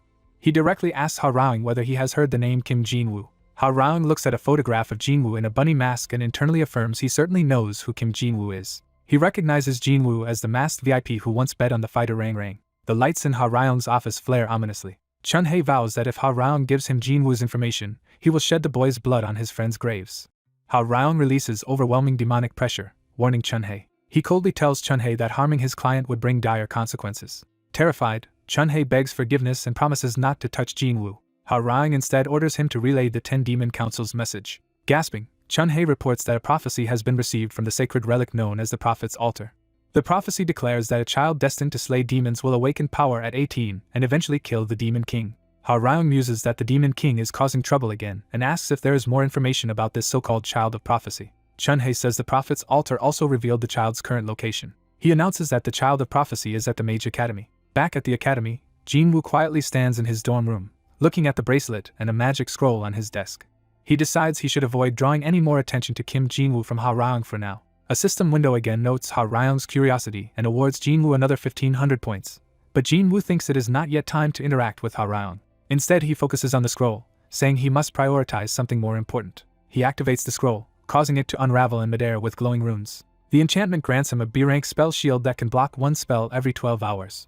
Holding the applied enchantment, Jinwoo notes that the academy midterm exams are approaching. Narration explains that the midterm is a public event where students demonstrate their abilities before visiting officials. It is especially important because it affects the protagonist Lee Seojin's future path, and this particular midterm holds added significance. The story clarifies that the mysterious child of prophecy will later become Lee Seojin's demon-slaying companion. Jinwoo recalls that in the original story, demons invade the academy at 4 p.m. during the exam. Their goal is to kill the yet unawakened child of prophecy. In the original version, Lee Seojun single-handedly wipes out the invading demons. Jinwoo reflects that while the incident is not huge in scale, it yields crucial hints, so he must watch both Seojun and the child of prophecy this time. Later, an instructor gathers students, announces next week's midterm schedule, and says there is one more announcement. The students groan about more news and jokingly ask the teacher to share stories of his first love instead. Amused, the instructor declares that for him, combat and training are the same thing. He announces that second years will have several days of free sparring classes to prepare for the midterm. Lee Si-jun is surprised and repeats the words free sparring. The instructor adds that anyone without a partner can simply watch or train alone. Yu-era, the fiery mage girl, vows to defeat Lee Si-jun this time. Jinwoo watches, thinking that Seo-jun and Yu-era will naturally partner up just as in the original story and is relieved he did not volunteer first. Still, he feels uneasy as events begin to diverge. He is left standing alone without anyone asking him to partner up. Jinwoo muses that it is understandable, recalling how weak he appears when dispelling curses or barriers. He notes bitterly that no one wants to team with the very last-ranked student in the academy. Yet he shrugs it off, deciding it does not matter. He already has someone else in mind as his partner. Meanwhile, Lee Seo-jun trains intensely in free sparring, nearly getting blown away by Yu-era's fiery blasts. He barely avoids a powerful strike that gouges the arena floor. Catching his breath, Seo-jun mutters that he almost died and is asked if that is really all he has. Yu-era, wreathed in flames, confidently declares that with her skills she will soon seize the academy's top rank. Jinwoo, watching, tells her not to get ahead of herself yet. He appears battle-worn but smirking, brandishing a glowing tool. He boasts that he has not even finished warming up, unleashing another blazing attack in sparring. Elsewhere, Yoon Haeyoung, an ice mage girl, practices alone in the training hall. Hearing the distant explosions from outside, she turns toward the window. She sees Si-jun and Yu-era fighting, recognizing them as the school's top 2 students. Haeyoung looks at the faint ice forming in her hand. She tells herself not to compare with geniuses because it only makes her feel more insignificant. Outside, some students suggest Haeyoung as a sparring partner, but another dismisses her despite her mid-tier rank. They say Haeyoung is smart in theory but weak in actual combat, which she overhears. Other students pityingly comment that her talent cannot keep up with her mind, though at least she is a nice person. Haeyoung silently absorbs the hurtful remarks. In frustration, she channels ice magic and fires a barrage at a wooden dummy. Her ice shards pelt the dummy but mostly chip it weakly. Panting, she feels discouraged by her lack of power. She cries out in despair, wondering why nothing works no matter how hard she tries. Jinwoo, having watched, bluntly tells her that the way she manifests her ice is fundamentally weak. Haeyoung turns in shock, Recognizing him as Kim Sunwoo's alter ego, Jinwoo's academy persona, he approaches, adding that her ice is not cold enough and her aim is terrible. He concludes that her poor control shows she lacks basic fundamentals overall. Jinwoo thinks this is his responsibility, since his interference earlier derailed her growth. He recalls that in the original timeline, Seojin's guidance would have propelled Haeyoung to about 6th place in their year. Because he changed events, she missed that opportunity and has remained stagnant. He therefore tells her that although she is currently lacking, if she joins him he will train her until she can pull her own weight. Offended, Haeyoung accuses him of being the type who belittles others to gain control because his own skills are insufficient. She continues that he tries to lower people's confidence so they will obey his directions. Jinwoo nonchalantly dodges the accusation with a shrug and a playful "who knows." Haeyoung insists that he is only provoking her because he cannot actually refute her criticisms. Overwhelmed, she starts to walk away from him. She tells him that during the dungeon expedition she thought he was decent, but now realizes she was mistaken. Jinwoo wonders if he pushed her too far and begins to apologize when she cuts him off. Haeyoung, now radiating cold, challenges him to a duel to see the true ability of the academy's last-ranked student. Jinwoo, inwardly pleased to have sparked a reaction, enthusiastically agrees to fight anytime. The training hall fills with swirling blue mana as the two face each other, preparing to battle. Haeyoung, surrounded by ice, repeats that she wants to measure the real skill of the so-called last place. Jinwoo grins that he finally got a reaction and tells her to bring it on. Ice shards immediately fly toward him, catching him off guard. The projectiles slam into the floor near where he stood, showing her improved focus. With her hands glowing with ice, Haeyoung declares the match begun. The boy channels energy into his legs, preparing to move with magic. He dashes forward, ice spikes erupting along his path as he advances. Watching, he realizes his opponent's power increased once she got serious. He charges through the ice and taunts her about her skills. She criticizes his simple attack pattern and hints at showing more versatile ice magic. She summons a massive vertical ice spear of power and asks if this new pattern suits him. He reacts with intrigued surprise at her display. She launches the huge ice attack toward him as he braces himself. He counters from above, shattering the enormous ice construct with his own power. She stares at her hands, stunned that she just used a technique she had never mastered before. She looks at the frozen arena and him above, realizing the scale of what happened. He lands on the ice, steady and in control. He reflects that people need the right stimulus to unlock their abilities. He thinks provoking her was the correct way to draw out her true potential. She glares with renewed determination, no longer shaken.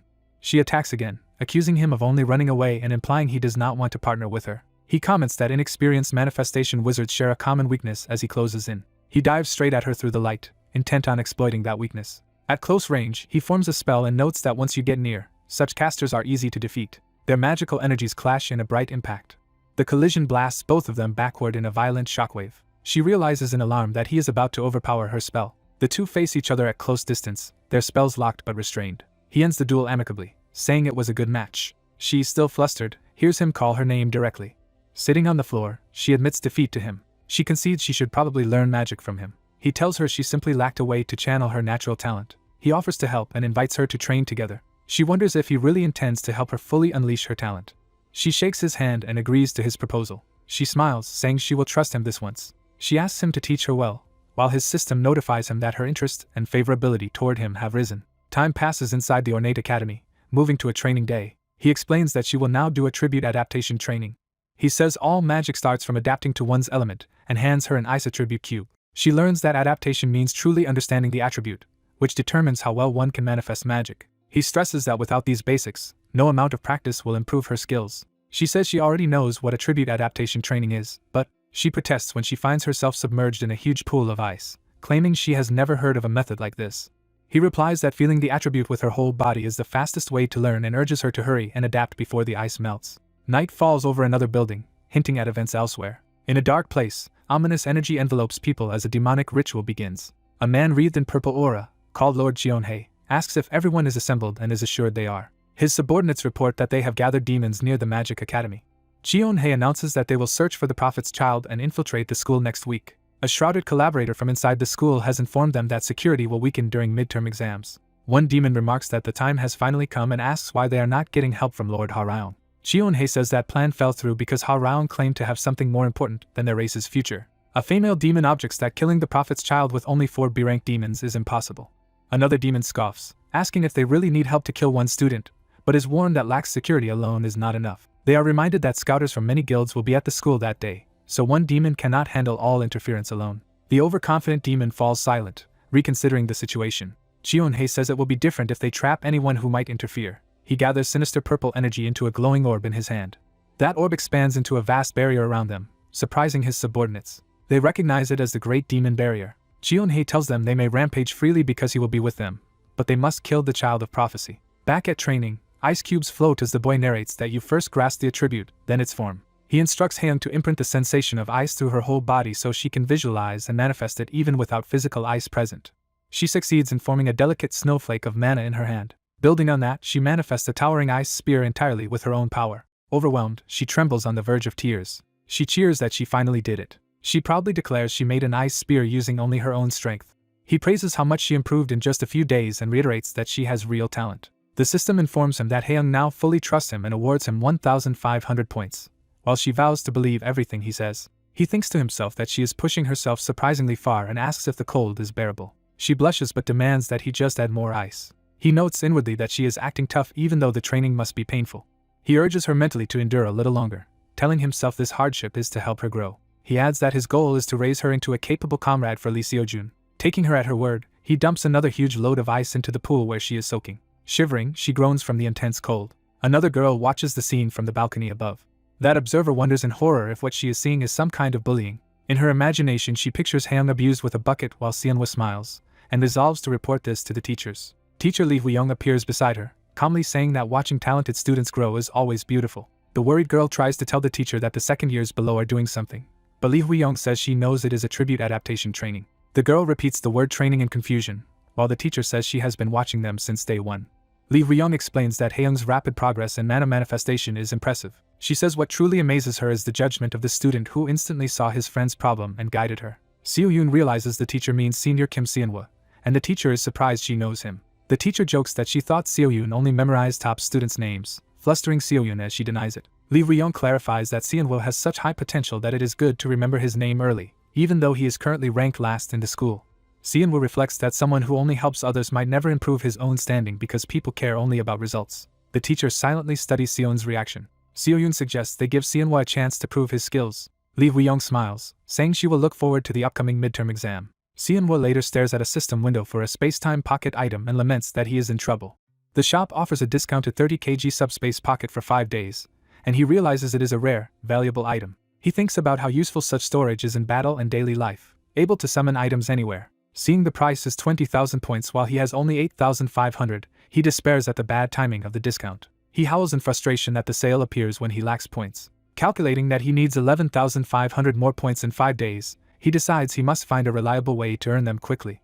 As he ponders, a notification rings and draws his attention. He checks his phone and reads a message from teacher Lee Woo-young, summoning him to the faculty office before class. Morning light fills the office where he next meets the teachers. Standing with Yu-ara and Park In-hwan, Seonwoo hears that the three of them have been called. Lee Woo-young tells them they have been chosen for the second-year manifestation system special class meant for highly potential students regardless of grades.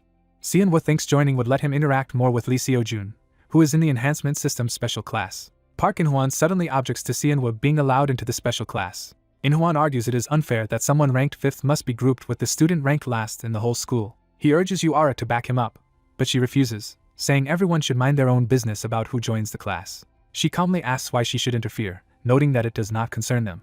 In-hwan grudgingly admits she is right but fumes internally that this is why she has no friends. Lee Woo-young asks Seonwoo how he feels about In-hwan's complaint. Seonwoo answers that if rank is the problem, he will simply raise his rank. The teacher accepts this and tells Seonwoo to prove his skills in the midterm exam before officially joining. She specifies he must score rank 80 or higher, which he wonders if he can achieve. Later, Seonwoo tells Haeyoung that if he follows his plan, reaching that rank is possible, and she agrees to obey his instructions. He explains that the second-year midterm is a cooperative battle where pairs fight a summoned monster called the Green Giant. The exam summons towering green giants for students to face. He notes that each monster has a hidden weak point that can end the fight instantly if struck. However, the weakness appears in different places each time and is hard to detect.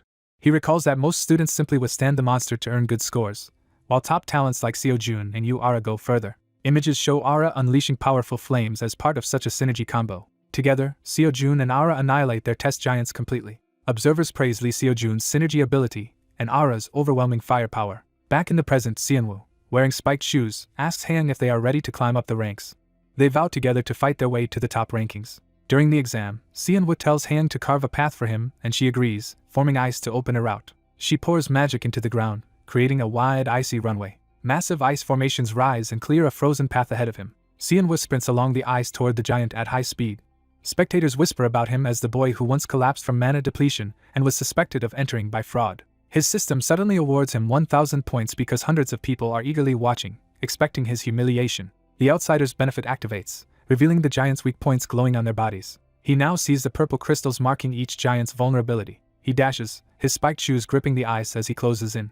Determined, he vows he will not play the same losing role this time. His ice-charged attack slices through a giant, aiming for its weak spot. The blow hits home with a burst of light and blood. Another giant roars and advances as dark demonic energy seeps into the arena, confusing Xianwu. The enraged giant leaps to smash him with a massive punch. Xianwu, thinking the battle is easier than expected, continues readying more magic. The giant strikes near the spectator stands, making him realize something is wrong. He recognizes the dark energy and realizes with shock who is behind this incident. Xianwu spots Chionhei among the adults, understanding the mastermind has already infiltrated the school. He reacts quickly, gathering ice power once more.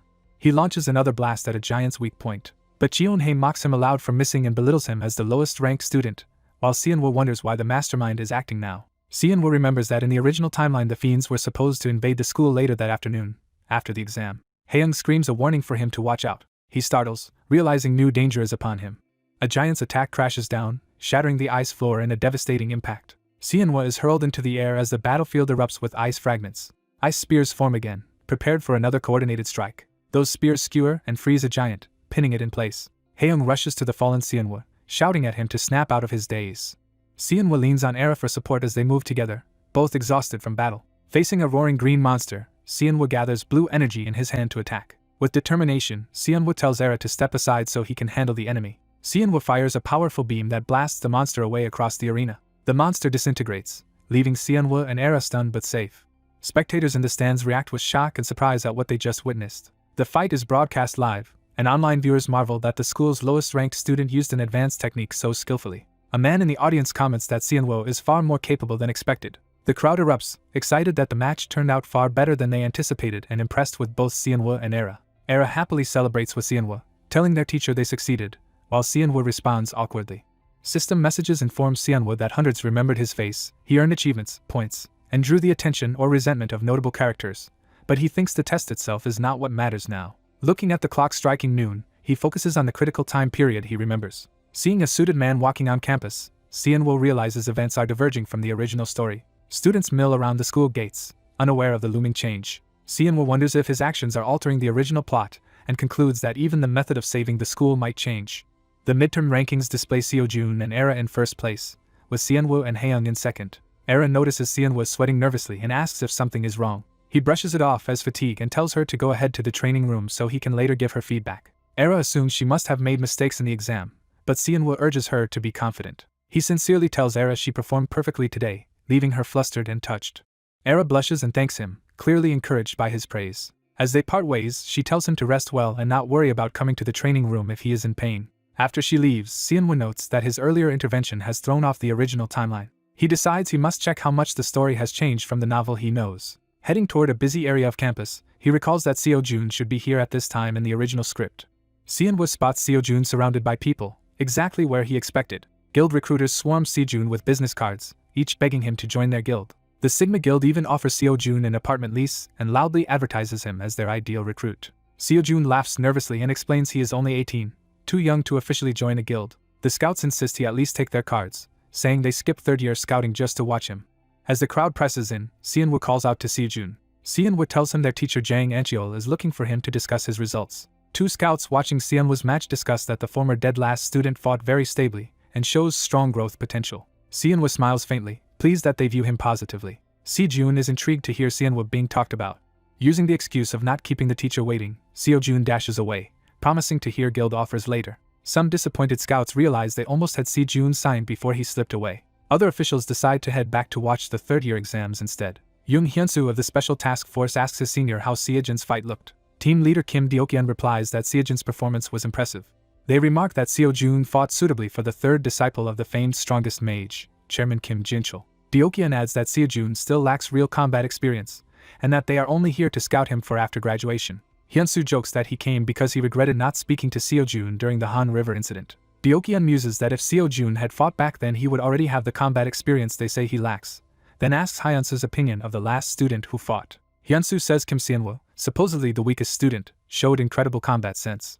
He reflects that Sianhwa's ability to instantly analyze an enemy's weak point goes beyond mere talent, and usually comes from extensive experience. Hyunsu, startled, calls out to his senior at this realization. Deokyeon laughs it off, saying it is absurd to think an 18-year-old could gain that much experience. Hyunsu then remembers Sianhwa as the student Seo-jun once said resembled Mage Kim Ji-woo. He recalls that the remarkable fighter in today's exam was indeed Sianhwa from Seo-jun's class.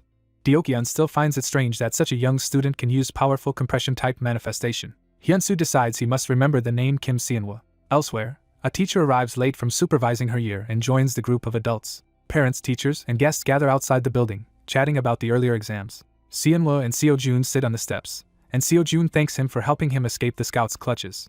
Sianhwa says he wanted to preview next year's third-year exam and dragged Seo-jun back to watch it. Seo-jun complains he does not want to get cornered by scouts again, but Sianhwa reassures him they are in a separate reserved area and came through a different entrance. Sianhwa pointedly asks if Seo-jun wants to keep his rank 1 position. Seo-jun agrees to watch quietly so they will not attract any scouts' attention, and Sianhwa concurs. As the third-year exam continues, Sianhwa recalls that in the original story the main attack began in the third-year hall. He remembers that the attack location was chosen because it allowed easy contact with an inside collaborator. In that story, because no one knew when the attack would start, Sianhwa planned to keep Seo-jun inside the exam hall while going to find the traitor Kyunhee. He thinks that is still the fastest way to protect the prophesied hero, then asks Seo-jun if anything unusual happened after the exam. Seo-jun assumes he means the scouts and says that sort of attention is normal for him, which reassures Sianhwa that Seo-jun is fine. Sianhwa concludes that the overall story flow remains mostly intact and feels relieved. Inside the third-year hall, the next sparring match officially begins to cheers from the crowd. Outside, someone reports that the scouts have entered the third-year exam hall. A silver-haired woman reading a book notes that events are unfolding exactly as their insider predicted. The suited mastermind asks her how the rest of their plan is progressing. Elsewhere, an accomplice reveals that they have hidden monster summoning devices all over the school. Another operative retrieves one such device concealed in a hedge. A muscular man comments that their monstrous ally Jin-san will go berserk upon seeing humans, so they station him somewhere remote. The silver-haired woman praises Yangyan's work and says their plan only succeeded because Lord Kyunhee joined them. Kyunhee rises from the bench and says it is time to begin. He conjures a glowing purple sphere, declaring the start of their hunt for the child of prophecy. Back in the arena, a third year unleashes brilliant golden magic in a fierce duel. Park Minnie struggles to block the barrage of golden attacks. Overwhelmed, Minnie raises her hands and surrenders. The proctor announces Park Minnie's forfeit. Kim Chan-hyun is then declared the final winner of the match. Chan-hyun stands calmly with golden energy blades, having just secured victory. Watching from the stands, Seo-jun exclaims that the third-year exam is incredibly exciting. He analyzes that Chan-hyun is a model manifestation-type mage while Park Minnie's movements were razor-sharp, and Sianhwa absent-mindedly agrees. Sianhwa, however, is distracted, noting that he has scanned the arena and Kyunhee has not appeared as he did in the original story. Seo-jun notices his searching gaze and asks who he is looking for. Sianhwa lies that he was just hoping some guild might try to scout him too. Seo-jun tells him he has grown tremendously since the semester began, and that anyone who saw today's exam would be shocked. He then starts to ask how Sianhwa trained so quickly, but is cut off. Sianhwa suddenly senses something and looks up in alarm. The entire seating area is bathed in purple light as a massive barrier begins to form around the stadium. Sianhwa realizes in horror that a huge magical dome is forming, something that never occurred in his previous life. He confirms that this barrier event never happened in the original timeline, meaning history has changed. The scene repeats to emphasize everyone's shock as the purple barrier envelopes the arena. Sianhwa thinks in disbelief that such an event truly was not part of the story he knows. He again notes that this phenomenon never happened in his previous life, underscoring how far reality has diverged. Someone outside pounds on the barrier, finding it solid and impenetrable. Onlookers outside the dome realize a barrier has appeared, wonder if something went wrong at the school, and call for teachers. Crowds gather around the glowing wall, confused and asking if an accident has occurred. Near the barrier, one of the hidden cases sits ominously beside a bench. The case activates, crackling with purple energy as if preparing to open. A rift of swirling blue-purple power bursts from the case, drawing the attention of nearby people. The vortex stabilizes into a portal filled with dark energy and glowing red eyes. From somewhere unseen, Kyunhee calmly gives the order to attack. Monsters pour out of the portal and chase fleeing civilians, who scream for their lives. The school's speakers blare an emergency announcement that monsters have infiltrated the campus and order everyone to evacuate to safe zones. The announcement repeats as the barrier around the arena glows, trapping many inside while panic spreads outside. Kyunhee smugly observes that all teachers, scouts, and combat-grade mages are sealed inside the barrier. He reasons that with no strong defenders outside, the child of prophecy will be forced to reveal himself. Inside the barrier, the special task force members viciously cut down monsters with their weapons. Kyunhee, hiding nearby, is shocked to sense something unexpected in the battle. Deokyeon stands over a slain monster with his bloodied spear beside Hyunsu, and someone wonders if the special task force has arrived. Students hear that the special task force is indeed at the school. Others explain that the task force originally came to watch Seojun's match, but are now busy fighting monsters and rescuing people. Inside the barrier, Seojun nervously wonders if team leader Kim Deokyeon is here, and a teacher urges the students to trust them until the barrier is broken. Seonwoo thinks that if the task force can join the fight properly, they might still turn the situation around, but worries about the barrier itself. He looks at the enormous dome and wonders how they can possibly destroy such a powerful barrier. Outside, someone pounds on the wall begging the mages to save them and regrets not entering the arena earlier. Support-type teacher Kim Yeonjun says that to immediately release the barrier they need another A-rank support mage besides herself, which they currently lack because such mages are rare. She insists they keep searching since doing it alone would take 30 minutes, far too long for those trapped inside. Hearing this, Seonwoo realizes relying on only 2 task force fighters for that long is impossible, and that the real problem is the barrier's strength, not time. He recalls that Kian-hee's magic barrier is considered one of the strongest in the world. Seonwoo remembers that in the original story even Seojun could not defeat Kian-hee head-on except by ambush. Accepting that he must intervene personally, Seonwoo steps forward and volunteers to try. Before he can act, something catches his eye and makes him pause. A woman introduces herself as A-rank support mage Yang Young-eun, saying she happened to be nearby. Smiling, Yang offers to take over the barrier-breaking effort, and Yeonjun recognizes her as Yang Hyeon.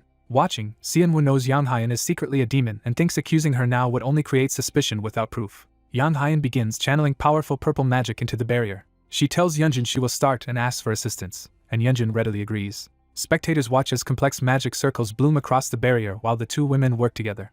Seojun feels relieved that the teachers are addressing the problem and assumes they will be freed soon, but Seonwoo quietly says no. Grabbing Seojun's arm, Seonwoo insists they leave and promises to explain later. As they go, Yeonjun senses something strange about the barrier and grows uneasy. She realizes that when they release the barrier from one side, a second layer immediately reinforces it from the opposite side. Alarmed, Yeonjun recognizes that the barrier is actually getting stronger instead of weakening.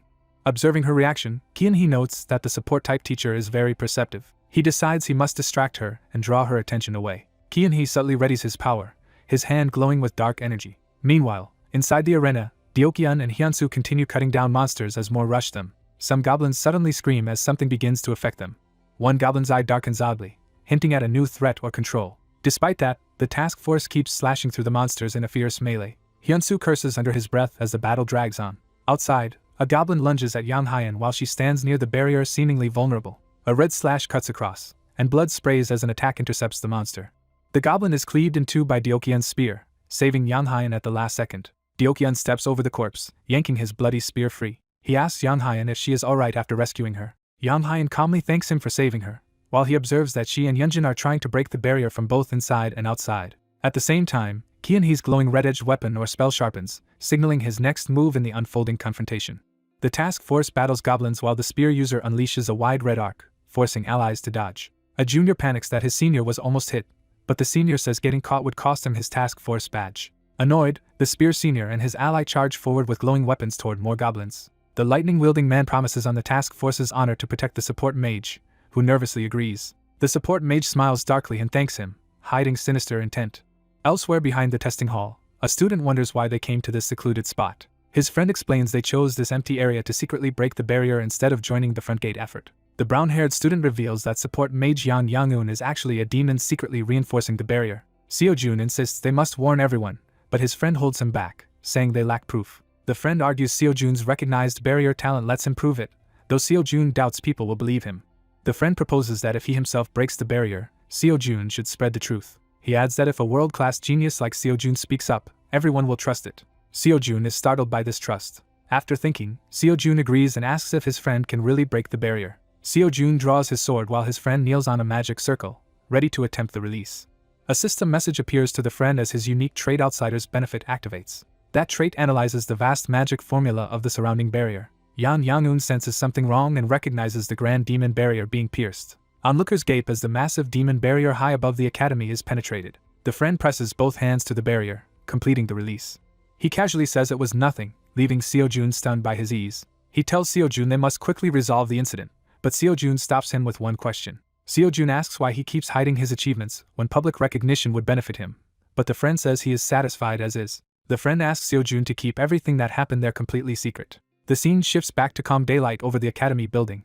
A task force leader angrily blames Yang Hyeon for incompetently failing to guard the barrier. Yang Young-eun is shocked the double-locked barrier was breached, as a red-haired teacher calmly praises her hard work. The The special operations team announces they will handle the remaining threat from here. The spear-wielding leader fiercely cuts through goblins on the battlefield. He continues mowing down goblins while one shrieks and lunges at him.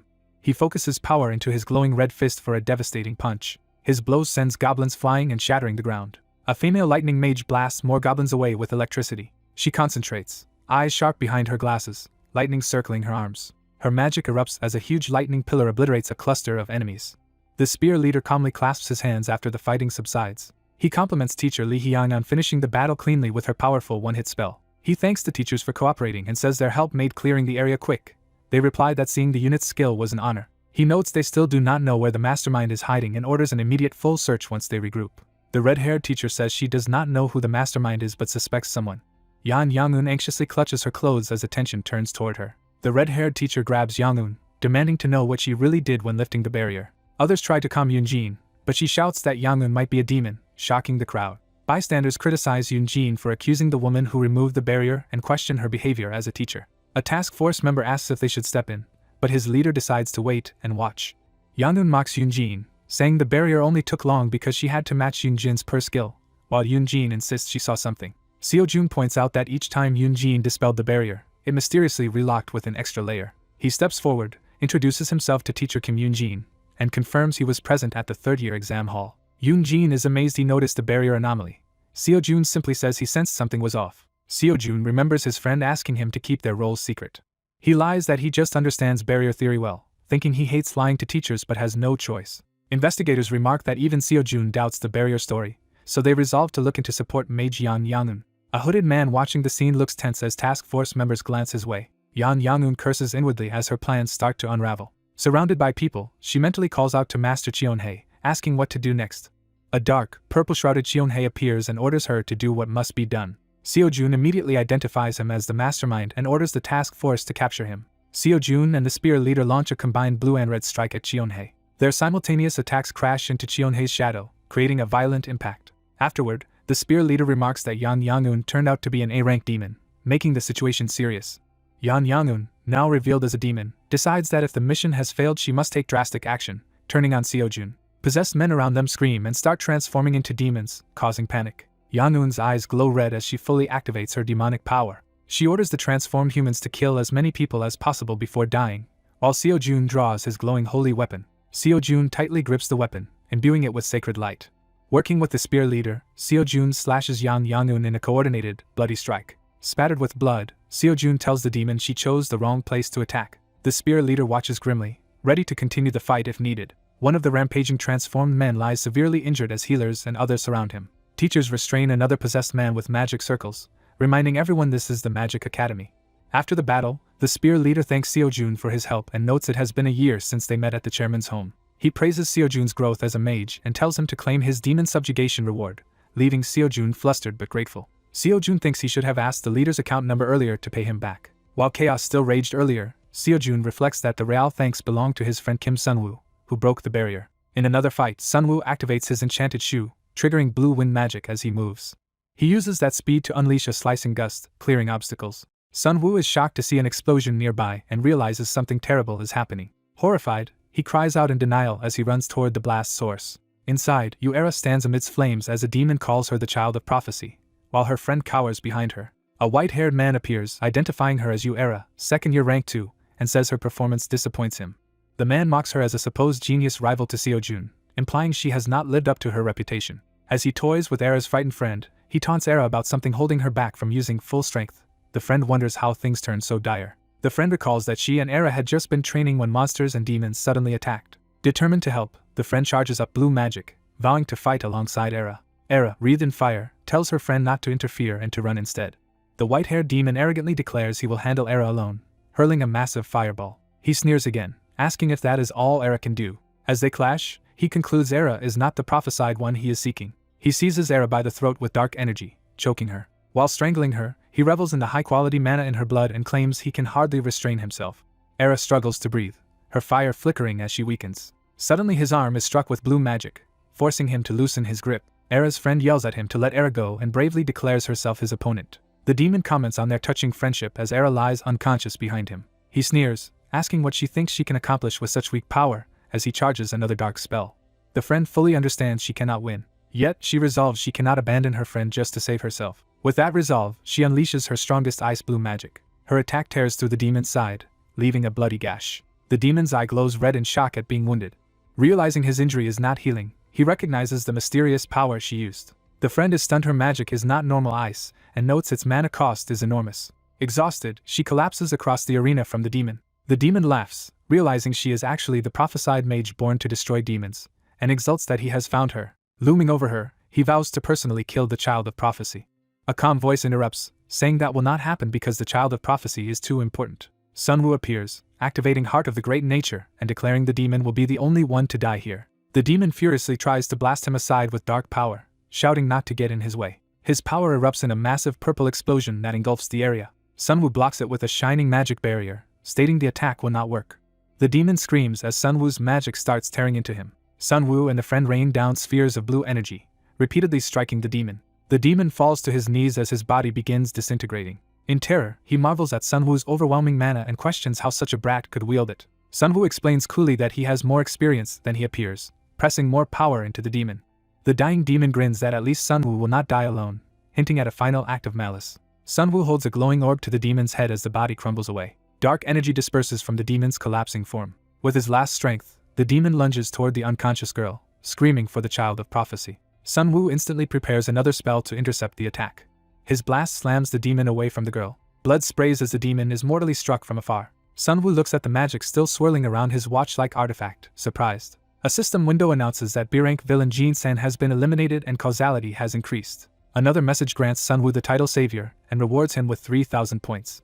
Sunwoo observes that the girl awakened earlier than expected but endured it. He thinks that as demons continue targeting her and Seojun, they will both grow stronger. Looking at the unconscious Yu-era, he silently notes her and Yun Haiyang's names. Surveying the ruined arena and fallen bodies, Sunwoo is simply glad they survived. News reports later credit Seojun, Era, and 2 other students with defeating a demon at the academy.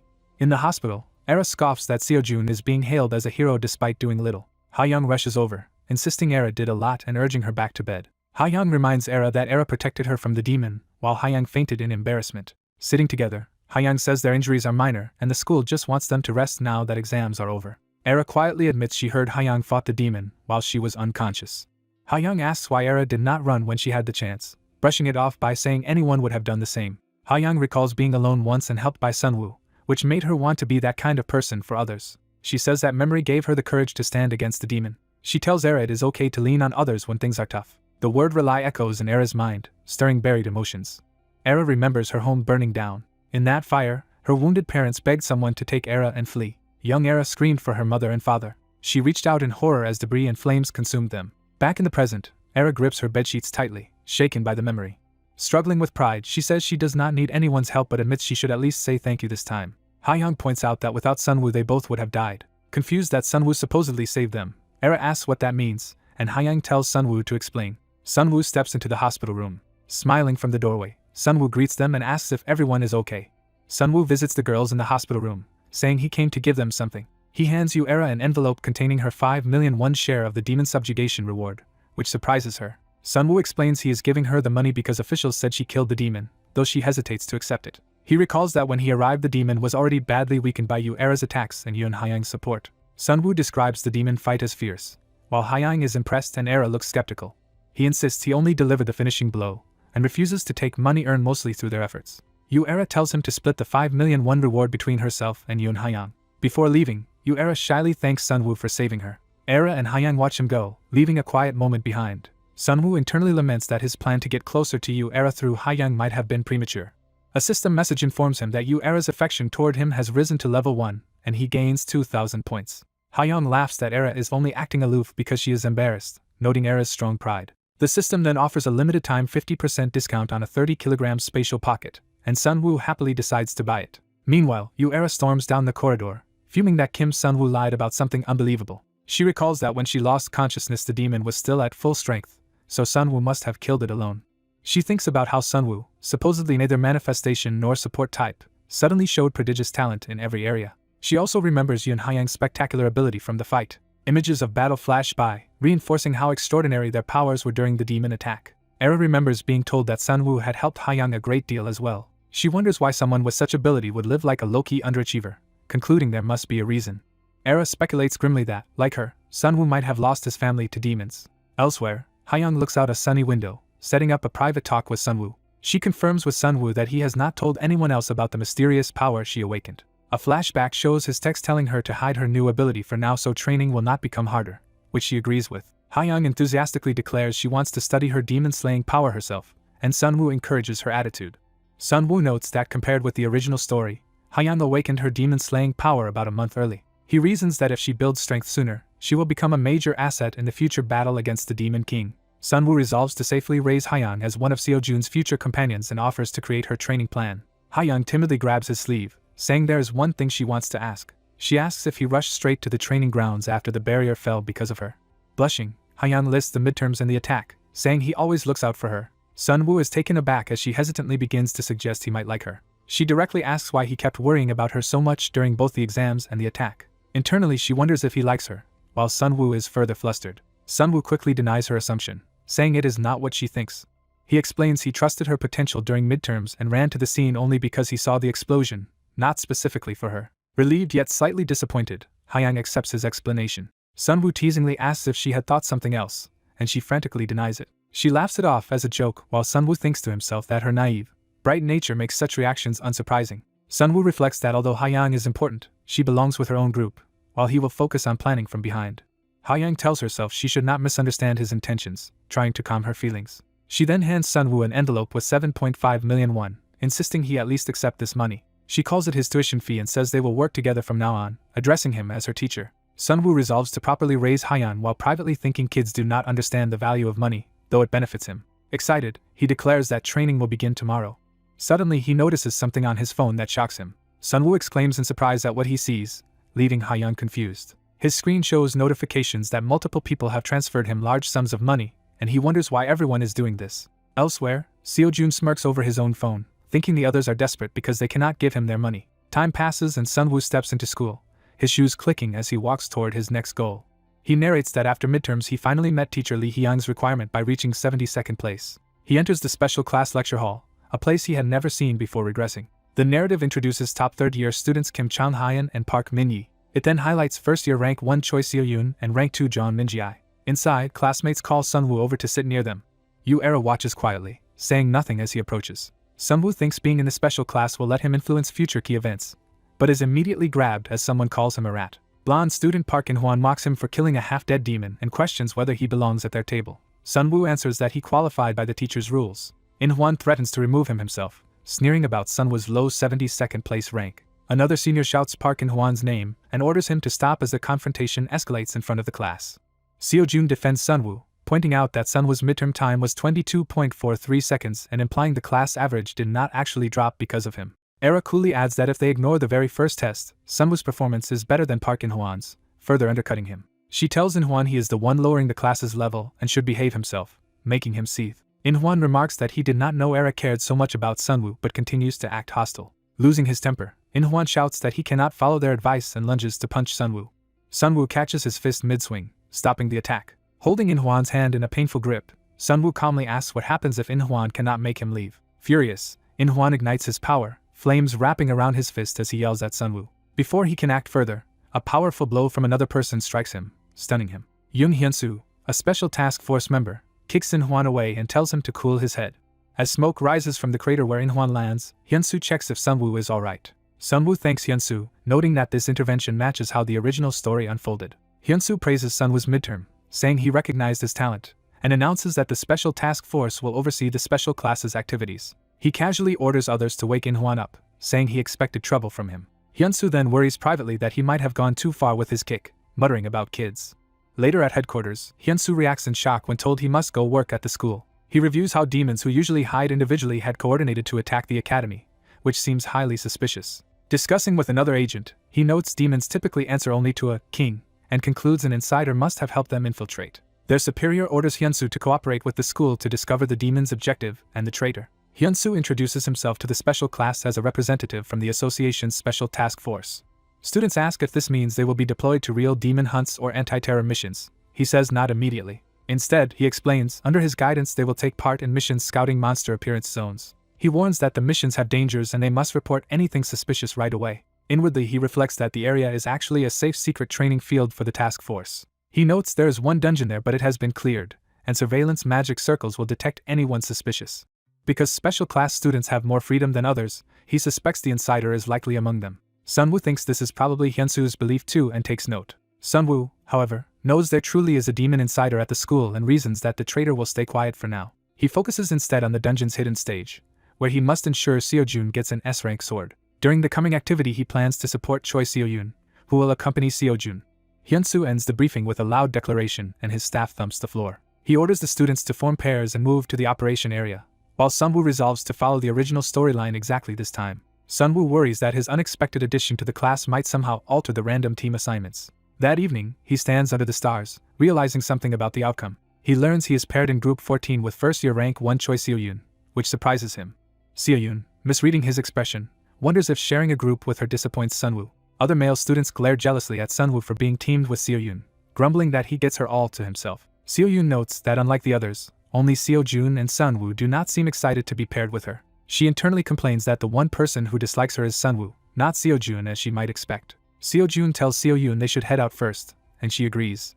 Another senior laments loudly that he wanted a romantic outing with a cute junior as well. Nearby, Seojun and Era, listed as Group 15, talk while he calls the senior pathetic for overreacting. The distraught senior exclaims about Seoyun's amazing status as the only daughter of a prestigious magic family with both skill and beauty. Seojun dryly points out that Era is also from a magic family, while Era tells him not to involve her in the comparison. The senior insists Seoyun is uniquely special, different even from their Era. Another pair, Shin Youngjun and Jeon Minji in Group 16, pledge to work together, jokingly using big bro language. Someone watching the sky remarks enviously that Sunwoo got lucky with his teammate. In the forest, Seoyun trails behind Sunwoo as they begin their mission path in awkward silence. Seoyun thinks that if both she and Sunwoo feel dissatisfied with each other, it might actually make cooperation easier for her purposes. Sunwoo recalls how far he has come since being last in school, now sitting in the special class and befriending Seojun's circle. Seoyun finally tells him his behavior stands out and looks suspicious. The system notifies Sunwoo that Choi Seoyun has become curious about him, awarding him 500 points. To break the tension, he points towards something in the forest and suggests they go investigate together. Seoyun agrees while inwardly vowing that whatever Sunwoo is planning will not work on her. She smiles brightly and says she hopes they cooperate well, while internally believing she can defy his intentions. Sunwoo, a bit surprised by her tone, calls her name to continue the conversation. Seoyun answers cheerfully, but Sunwoo privately thinks her expression looks like someone scheming again. He recalls that at this point in the original story Seoyun was fixated on recruiting Seojun because it increased her own value. Sunwoo decides to use their exploration as bait to draw Seojun in, believing this will keep events on track. Seoyun admits that after seeing Sunwoo's growth since his early humiliation, she finds him more and more impressive. She praises how strong he has become to enter the special class, while he insists his earlier fiasco was just a one-time mistake. Then Seoyun warns that forcing his way into the special class could be dangerous for him. She elaborates that by drawing too much attention he might create enemies within the class. Narration explains that although Seoyun appears to have everything, family, talent, and looks, there is another side to her. That hidden side is years of effort and obsessive training to meet her family's strict standards. Her father's pressure and that relentless drive are what forged her image of perfection. Outwardly she is kind to everyone, but she keeps close only those who elevate her status. This cultivated hypocrisy became her way of surviving the upper-class world despite the loneliness it brought. Back in the present, Sunwoo downplays the risk, saying he does not really think in terms of making enemies. Seoyun points out that even if they hide it, several classmates likely resent his presence just as Park In-hwan does. Sunwoo bluntly replies that he does not care. He tells her there is something he absolutely must accomplish through the special class, calling it his life goal. The phrase, life goal, shocks Seoyun, stirring memories. She recalls her father declaring he has already planned her entire life and ordering her to follow it. He insisted everything he does is for her sake, leaving her trapped in his expectations. Past and present blur as she remembers answering, "Yes, father," while now whispering Sunwoo's words about having his own life goal. Seoyun says she now somewhat understands why teachers favor Sunwoo, appreciating his resolve. She then pointedly asks what he can really achieve merely by entering the special class. Before he can answer, Sunwoo senses a sudden surge of killing intent from nearby. He shouts that it is dangerous, pulling Seoyun close and raising a barrier as an attack hurtles toward them.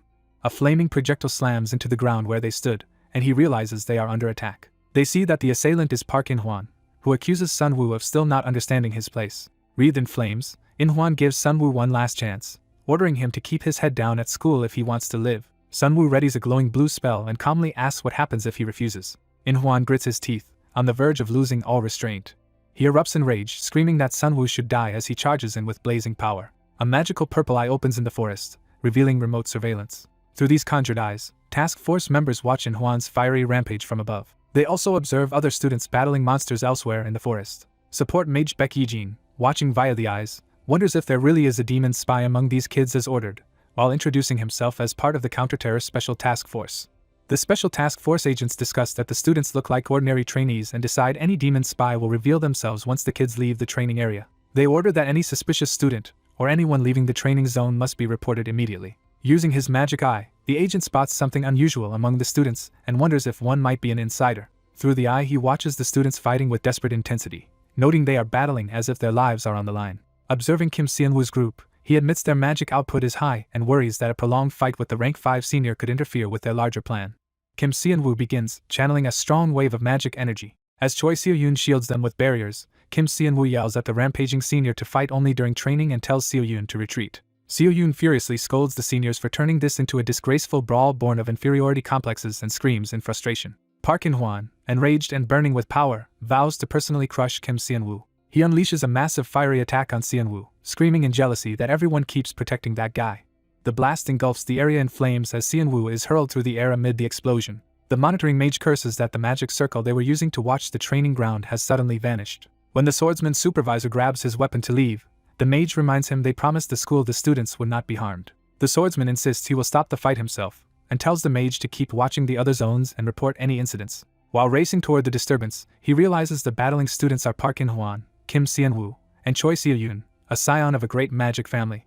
Fearing for the kids, he hopes nothing goes wrong as Seo-yoon freezes herself in a giant ice barrier to block the flames. Park In-hwan rants that Seon-woo should have stayed a clown and that someone like him has no right to stand on his level. He charges again with flaming fists, determined to overpower Kim Seon-woo. Seo-yoon strains to maintain her ice defenses and realizes she can no longer contain In-hwan's attacks. Seon-woo reminds her he told her to fall back because it was too dangerous, and she reacts with surprise. Protected by Seon-woo's newly cast spell barrier, Seo-yoon looks at him in shock as he steps forward to face In-hwan. Seon-woo coldly declares that he will personally deal with Park In-hwan. He recalls that in his previous life he only watched passively while Park In-hwan bullied others. Back then he considered himself just an unimportant extra in the story. Believing he should not alter the game's storyline, he tried to stay uninvolved, though he resented Park In-hwan. Now he thinks of Park as a throwaway character and gathers a powerful orb of magic in his hand. Ice projectiles streak from Seo-yoon's feet as Seon-woo launches his spell. His barrage of icy missiles chases Park In-hwan through the forest, battering him from all sides. Shocked that Seon-woo even uses reinforcement magic, Park complains that if Seon-woo had a problem he should have fought only him. Seon-woo rebukes him for dragging innocent people into the conflict. He slams Park into the ground with a crushing magically enhanced blow, pinning the terrified senior with his foot. Seon-woo orders him to speak. Park looks up in horror, realizing how utterly outmatched he is. Surrounded by swirling mana spheres, Seon-woo demands a reason he should forgive Park. Park immediately begs for mercy, promises never to pick fights again, and insists he has admitted his wrongdoing. Seon-woo continues preparing his spell as Park frantically pleads to be forgiven just this once. Seo-yoon tells Seon-woo he is wasting mana, and he admits he never intended to hurt Park seriously. Instead of blasting him, Seon-woo merely smacks Park's head. He orders Park to run far away and threatens to kill him if he provokes him again, so Park eagerly agrees to leave. Park nervously asks if Seon-woo will also keep today's events a secret, further irritating him. When Seon-woo snaps at him for still lingering, Park flees while confirming that Seon-woo agreed to stay quiet. Sitting down in relief, Seon-woo admits the confrontation was stressful but thinks to himself that Park will now suffer in other ways. As Park runs from the training ground, he unknowingly enters the surveillance area watched by the task force. The mage urgently reports that student Park In-hwan is leaving the training ground at high speed. The swordsman's supervisor confirms the report and prepares his magic sword. Seon-woo smirks, knowing Park In-hwan will now attract the full attention of the special task force. While fleeing, Park worries about escaping Seon-woo, then notices ominous purple eyes tracking him. He panics further when he realizes the swordsman agent is now chasing him too. Back at the clearing, Seo-yoon cools Seon-woo with magic, amused by the situation. Seon-woo thinks the chaos he caused should be enough to draw attention without changing the story's progression too much.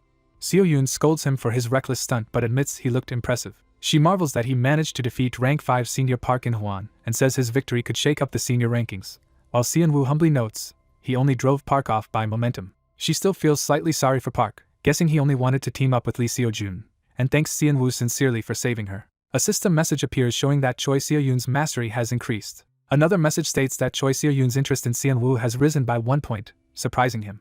Seo-yoon admits she initially did not think much of Seon-woo. She recalls seeing him as an unskilled attention seeker at the start of the semester. But after watching his recent efforts, her view of him has changed. Sitting beside him under the night sky, she says he now seems completely different from the show-off last-place student she once knew. Curious, Sian-woo asks how she would describe him these days. She playfully calls him an interesting person, likening him to someone with the talent of a jester. After resting, she cheerfully suggests they continue moving. Sian-woo, who is enjoying the break, reluctantly asks if they really have to get up already. Seo-yoon insists they need to accomplish something so Sian-woo will not be looked down on by seniors like Park In-hwan, and she heads toward a nearby training monster. She walks up to a giant serpent, both of them momentarily confused by each other.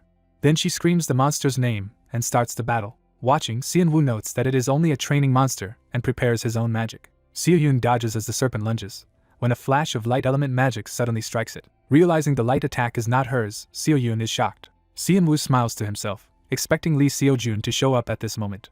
Lee Seo-jun arrives wielding a glowing sword and asks if everyone is alright. As he sheathes his blade, he remarks he tried to help with the situation on his own. Surveying the area and the slain serpent, he concludes there are no particularly dangerous monsters around. Relaxing, he admits he was overly tense because it is labeled a danger zone. Seo-yoon praises him as a genius and proposes her family sponsor him so his talents will shine even more.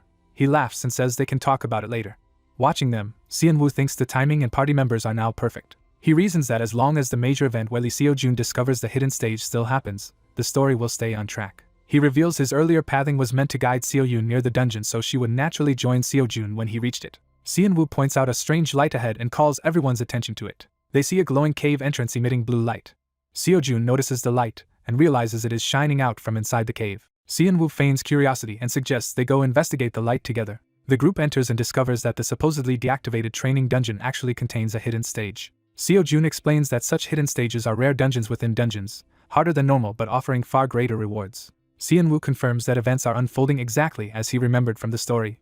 He recalls that the Tower of Proof's hidden floor was also a type of hidden stage, where mystic mana accumulates. He remembers that in the original storyline, a hidden stage appears in this remodeled, deactivated dungeon. In that version, Seo-jun and Seo-yoon team up to defeat the boss and earn a legendary S-rank weapon. That episode becomes Seo-jun's turning point, gaining him massive fame as he shows off the S-rank weapon at a press conference with Seo-yoon at his side. The narration stresses that the more important outcome is Seo-yoon's growth, not just Seo-jun's weapon. In the original, Seo-yoon becomes Seo-jun's loyal companion after clearing the hidden stage, and Sian-woo has carefully prepared so they can still clear it. Inside the dungeon, Seo-jun wants to challenge the stage themselves right away, but Sian-woo initially refuses. Seo-jun argues they should report the hidden stage to the task force because of the many unknowns, while Sian-woo inwardly calls him too upright. As they debate, Seo-yoon wanders ahead on the stepping stones toward a mysterious portal. She stares into the swirling water beneath her, entranced. A close-up shows her eye reflecting the enchantment taking hold. A ghostly voice beckons her to step into the vortex, and a shadowy witch's figure mirrors her movements from below. Seo-yoon reaches down and touches the shimmering pool. Her body is suddenly dragged through the water as the magic pulls her away. Seo-jun and Sian-woo sense a sinister energy turn and shout her name. The ghostly witch's face appears, revealing the true threat within the hidden stage. The entity fully emerges, possessing Seo-yoon's body and revealing itself as a rank B ghost witch. Sian-woo and Seo-jun recognize it as a monster and rush towards Seo-yoon, yelling for her to snap out of it. The ghost witch claims ownership of Seo-yoon, clutching her as its vessel. The boys charge in, unleashing their powers to attack. Sian-woo realizes in shock that in this altered timeline the monster attacked first, meaning the story is already diverging from the original. The ghost witch raises a towering cyclone of ice and energy, overwhelming the chamber. The two watch in alarm as the portal and surrounding ice structures react violently to the witch's magic. Seo-jun asks what happened as he and Sian-woo process that Seo-yoon has been kidnapped by the monster. They decide to pursue her through another portal to rescue her. Sian-woo explains that if they wait, the ghost witch will drain Seo-yoon's mana and kill her. He reasons that once the witch finishes absorbing her mana it will become even more dangerous, so they must act together immediately. Convinced, Seo-jun agrees that they have no choice. He grips his sword, ready to fight. The two students dash deeper into the hidden stage to save Seo-yoon at once. Outside, the task force officer interrogates Park In-hwan, demanding to know who he conspired with and what their goal is. Park insists he did nothing, but the officer presses him on why he suddenly tried to run away. Park flashes back to Sian-woo threatening him and desperately claims he was in the wrong. The officer decides he can tell Park is hiding something and says he would have been lenient if Park had confessed. He formally identifies Park In-hwan as a second-year rank 5 student of the academy. On suspicion of colluding with demon forces, he places Park under emergency arrest, leaving Park bewildered. The officer radios Agent Baek Yejin that the suspect has been caught and should be taken into custody. Baek Yejin panics as new intel arrives that 3 students have entered the remodeled dungeon. Their surveillance magic shows the once inactive cave now glowing with dungeon light. The swordsman recalls that the dungeon was supposed to be deactivated and just an empty cave. He is shocked to learn a hidden stage has manifested inside that dungeon. Back in the icy hidden stage, Xianwu's steps crackle on the frozen ground. A violent snowstorm swirls around the central area, signifying the empowered boss's domain. Xiaojun notes that the witch must be using the ice mana stolen from Xiaoyun to strengthen the entire area. Struggling with the cold, he worries he cannot hold out long at this rate. Xianwu suddenly drapes warm gear over Xiaojun's shoulders. Xianwu tells him to wear the coat to stay warm, reassuring him with a smile. A flashback shows Xianwu buying winter equipment and storing it in a dimensional pocket, anticipating the hidden stage's freezing climate. Xiaojun, amazed by the dimensional pocket, asks how Xianwu could afford such an expensive item, and Xianwu casually answers that it was thanks to stocks. Xianwu then pulls out a warm coat through a portal, recognizing the still unconscious Xiaoyun in the distance. Seeing her upright form ahead, Xiaojun is relieved she appears unharmed and urges that they hurry to save her. The pair run toward her through the blizzard, asking where the exit might be. Xiaojun readies his blade, alarmed by another surge of icy magic. A powerful attack sends him flying. Xianwu reaches out in shock as the battlefield erupts. Encased in ice, the possessed Xiaoyun blocks attacks and the witch remarks on Xianwu's quick reactions.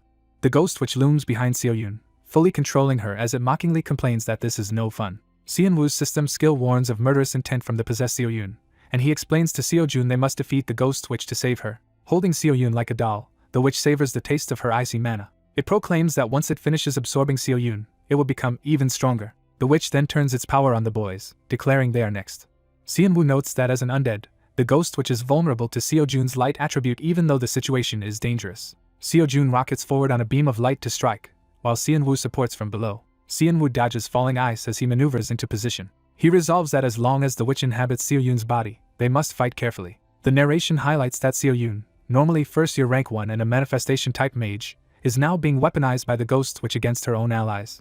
Ice explodes underfoot as a girl dashes forward, initiating a high-speed clash. An opponent charges through the icy blast as narration labels his skill as a sub-specialty. Xianwu observes Choi Xiaoyun leaping with an ice sword, identifying her ability as enhancement type. Realizing they cannot overpower the enemy, Xianwu decides their only option for now is to keep defending. Light and ice projectiles streak toward each other as Xiaojun and Xiaoyun prepare to intercept the attack. Xiaojun blocks the instructor's blow while Xiaoyun dives in, turning the spar into a three-way melee. The instructor breaks away and rushes Xiaoyun directly as waves of ice spikes rise between them. Xiaoyun clenches her glowing ice weapon, gathering more power. She slams her hand down to create a larger ice field, reinforcing her control over the arena. The instructor swings arcs of light that shatter Xiaoyun's rushing ice attacks. Xiaoyun retreats across the frozen ground while the instructor keeps pressuring her with sword waves. Possessed Xiaoyun taunts the instructor, asking if he is going easy on her just because she looks like a little girl. She mocks his weak attacks and surges forward with a massive burst of ice power. Her ice pillars close in, forcing Xiaojun and Xianwu to defend together inside a narrowing prison of spikes. Watching her, Xianwu notes that her switch between offense and defense is extremely fast, and her ice attribute harmonizes with the environment. Xianwu dodges more ice attacks, surprised by the relentless barrage. Another ice spike erupts at his feet, tightening the noose of the frozen battlefield. He turns and sees the exit blocked off by towering ice walls. Surrounded by ice spears, Xianwu realizes the path is completely sealed. The witch, speaking through Xiaoyun, smugly tells them they are trapped. Xianwu sprints while a rain of ice shards bombards the ground behind him. Under pressure, Xiaojun demands that Xianwu finally tell him the plan. Xianwu explains that they must locate and threaten the witch's true body so it will be forced to abandon Xiaoyun. While they fend off attacks, Xiaojun complains the area is covered in indistinguishable ice and begs Xianwu to at least pinpoint the witch's location. Xianwu admits he does not know where the real body is. A flashback shows the original story where Xiaojun sliced through the entire frozen dungeon to kill the witch. Xianwu drinks an elixir and says that in the original plot Xiaojun defeated the witch by cutting through everything, insisting Xiaojun can repeat that feat. Xianwu uses an amplified mana elixir on Xiaojun, greatly boosting his mana recovery for a short time despite a later penalty. He turns to Xiaojun and declares that this time the one to perform that feat will be Xiaojun himself. Xiaojun reflects that he had treated this as a normal fight and begins reconsidering his restraint. In an interrogation flashback, a teacher scolds the chain bully for picking a fight and losing, and the boy shamefully agrees. The interrogating teacher regrets not investigating each student more thoroughly and confirms that the missing kid's incident is unrelated to the bully. The bully frantically insists he knows nothing else about the situation. Outside the dungeon, faculty argue over the promise of student safety while one admits fault, saying the hidden stage was unforeseen. They discuss rescue options, deciding to first try opening the portal from outside. Realizing they may fail, they resolve to rely on the students to clear the hidden stage and pray for their return. Outside the mountain cave, bystanders murmur anxiously as strange lights emanate from the entrance. A teacher hurriedly tells the gathered students to wait outside while the staff deal with the situation. Some students nervously talk about being trapped in a hidden stage and fear it means there is no escape. Haeyoung silently glares, vowing that if anything happens to the trapped students she will not forgive those responsible. Back inside, Sejun questions Seonwoo's confidence while Seonwoo levitates several bright mana spheres. Seonwoo calmly answers that Sejun can unleash his full power here without holding back. The witch senses that one opponent's mana flow has changed and suspiciously demands to know what they are planning. Seonwoo and Sejun are suddenly attacked from behind by a towering wave of ice. Massive ice structures crash down around them as Sejun slashes upward with light. Seonwoo shouts that Sejun no longer needs to hide his strength and urges him to fully reveal his true power. Sejun recalls that the only time he swung his sword with complete force was in the past demon attack. He remembers again that during that demon incident he had fought seriously. He notes that he even held back during the recent midterm exam battles. Sejun thinks that if he gets too far ahead of everyone, someone might get hurt.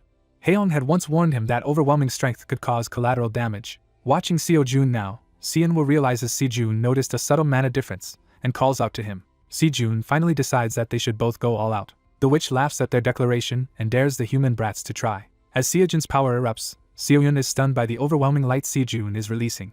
Grinning, Sejun says he will live up to Seonwoo's expectations and raises his sword. The witch is shocked by the absurd amount of light attribute mana Sejun is using. Seonwoo orders Sejun to destroy the entire dungeon to threaten the witch's body. The witch's spirit realizes its true form is in danger and begins separating from Seoyun.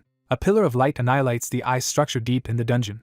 The ghost witch's real body is engulfed by Sejun's devastating beam. Seeing the spirit now outside Seoyun, Seonwoo happily confirms it has finally left her body. The enraged witch reconstitutes itself above the altar while Sejun prepares another attack. It screams that it will not let humans have their way and gathers power for a desperate counter. Seonwoo, now crackling with mana, coldly says there is no reason to let the witch live. The witch looks horrified as their final strike approaches. Sejun and Seonwoo's combined assault cleaves the witch apart in a blinding golden flash. Watching, Seonwoo remarks that this display of power is exactly what he expected from Lee Sejun. Outside, mages frantically work on the glowing portal while their leader asks for a status report. The specialists report they have only analyzed a tiny fraction of the portal and that nothing, not even a mosquito, can enter. They admit that even with more support mages, this is the limit of what they can open from outside. One teacher decides he must take responsibility and calls his superior despite expecting a reprimand. On the call, the team leader learns that Sejun is trapped in a hidden B-rank stage. The voice on the phone nonchalantly says Sejun will get out on his own if they wait, shocking the teacher. The people around the portal wonder what that confidence means as they continue working. Suddenly, a huge beam of light bursts from the dungeon entrance, startling everyone. Students outside gape at the skyward pillar of light, wondering if a boss monster has appeared. Haeyoung instead recognizes the light attribute mana as something familiar. Inside, Sejun watches his temporary sword crumble and realizes it could not withstand his mana output. The group surveys the devastated arena where a massive crater and altar remain while Sejun lies unconscious. A new glowing weapon, the Blue Moon Sword, appears as elite loot from the Ghost Witch's defeat. Seonwoo insists Sejun should claim the sword since he contributed most to taking down the Ghost Witch and needs a proper weapon. Seonwoo covers the sleeping Sejun with a coat and tells Sejun he will guard her while Sejun collects the spoils. Sejun grasps the Blue Moon Sword's hilt, accepting it. Feeling its power, he realizes from the glow that it is definitely an S-rank weapon and is surprised Seonwoo gave it up so easily. Looking back at Seonwoo caring for Sejun thinks that Kim Seonwoo is truly generous and admirable. System messages inform Seonwoo that he has cleared the hidden stage with a main character, raised Sejun's interest in him, and earned points. Examining Seonwoo diagnoses her with severe mana exhaustion. He notes that Sejun herself is not strong enough to fight at the level they just saw. That power came from being forcibly drained and controlled by the Ghost Witch. Sejun returns with all the dropped items piled in his coat, handing them to Seonwoo. When asked his intention, Seonwoo says he plans to help Sejun recover, preparing an elixir called Heart of the Ice Spirit. He administers the elixir to the unconscious Sejun. Sejun's eyes flutter open as consciousness slowly returns. The boys anxiously ask if Choi Sejun is all right as she wakes. Startled, she jumps up in the oversized coat and demands to know why everyone is staring at her. Watching her energetic reaction, Sejun and Seonwoo comment that the treatment worked and she is lively again. Regaining awareness, Sejun clutches her chest and confusedly asks where she is. The boys explain that it is a long story and summarize that they are currently inside a hidden stage. Seonwoo cheerfully adds that Sejun defeated the dungeon boss specifically to rescue her. Sejun is amazed that someone their age managed to clear a hidden stage, something unheard of before. The dungeon core destabilizes as energy gathers to form an exit portal. Sejun and Sejun excitedly point out that the exit has opened and admire how beautiful the light looks. As they prepare to leave, Seonwoo stops them to say something before they step through. Exhausted from mana exhaustion, Seonwoo jokingly asks them to help him walk out. He smiles faintly, anticipating that he will collapse the moment Sejun is safely awake. Leaning on his friends, Seonwoo internally notes that he timed the elixir's duration perfectly. He decides that after this incident the public credit should not go to him but to Sejun and Sejun. The three of them support each other as they head toward the glowing portal, ready to return. Sejun walks with a quiet, satisfied smile, having finally shown his true strength. Seo-yun thinks to herself that Seo-jun and Seonhwa are the ones who must stand out from this incident. The trio emerges from the cave arm in arm to cheering classmates and teachers. Narration states that as the youngest person ever to clear a hidden stage, Lee Seo-jun again draws worldwide attention after the demon's subjugation. The Blue Moon Sword is later appraised and revealed to possess exceptionally powerful S-rank options, impressing observers. The International Mage Journal Oracle publishes articles highlighting Seo-jun's remarkable achievement. People around the world, including a noble girl reading in a distant city, read about Seo-jun's genius-level feats. In another country, a businessman notes how the world is beginning to pay serious attention to Seo-jun. Back at school, investigation results clear Park and Hwan of collaboration with demons. However, that investigation exposes his record of bullying other students, including attacking Seonhwa and Seo-yun. The narration declares that disciplinary action is taken against him. Park and Hwan is harshly punished and removed as a threat. Seonhwa reflects that the bully will no longer interfere with him, and that despite complications the story is still following the novel's original course. A flashback shows officials agreeing to keep the special class's secret operation classified. Seonhwa plans that this secrecy will allow Seo-yun to use the event to deepen her bond with Seo-jun. Back in Chibi style at school, Haeyoung tearfully fusses over Seonhwa, asking if he is hurt while he tries to calm her. Seonhwa inwardly notes that soothing Haeyoung's worries afterward was difficult. Thinking ahead, Seonhwa is about to plan his next move when Seo-yun enthusiastically runs up asking what he is doing. Smiling, she says Seo-jun told her something interesting and she came specifically to thank Seonhwa. Surprised, Seonhwa repeats that she heard it from Lee Seo-jun. Seo-yun explains that Seo-jun credited Seonhwa with suggesting her rescue and fighting fiercely in the hidden stage. Embarrassed, Seonhwa insists it was really Seo-jun who saved her and mentally grumbles that Seo-jun should have just taken all the credit. Flustered, he blurts out again that Seo-jun was the one who defeated the ghost witch. Seo-yun only smiles slyly, clearly not wholly convinced by his denial. Remembering everything, she looks at Seonhwa with softened, grateful eyes. Seo-yun cheerfully accepts his modesty, says she will see him at the next special class, and walks away. System messages inform Seonhwa that Seo-yun's interest in him has increased and he gains more points, leaving him worried that things are getting complicated. Determined, Seonhwa decides he must take further action given how tangled events are becoming. Meanwhile, another woman, exhausted from training, catches her breath. She resolves that she has to perform better during the next major incident. At the school gym, an upperclassman trains hard with weights. Seonhwa enters the gym with a subtle smile, eyeing the room. The shot widens to show various students exercising as Seonhwa approaches. Seonhwa narrates that simply by standing next to Seo-jun when they exited the hidden stage he earned a huge amount of points. He explains that he used those points to purchase a powerful new trait called Secret of Evolution and Adaptation. The trait's description shows it grants adaptive abilities like cold resistance after enduring harsh environments. Additional examples explain that staying long in darkness improves night vision and that while not explosive, the trait gradually raises many basic stats. Seonhwa notes that in the original story this versatile trait was meant for second-year ace John Min Gi, but since it was just in the shop he claimed it instead. As Seonhwa walks further in, classmates call out Kim Seonhwa's name to greet him. He waves back, saying he is simply taking care of his body now that life has calmed down. Seo-jun jokes that Seonhwa sounds like an old man and points out something interesting across the gym. The panel shifts to a group of upperclassmen talking together, hinting at the next development awaiting Seonhwa. Lee Seo-jun's Monday bench press routine is introduced, highlighting his immense mana-free strength earned through relentless training. The narration notes that his physical ability is far beyond that of the other kids at the gym. A memory flashes of Yu-era unleashing a massive fiery explosion while shouting for Lee Seo-jun. The boys gossip that Yu-era is crazy strong and plans to prove what real firepower looks like. Seonhwa says this motivation is good for Yu-era, since she excels once she has a clear goal.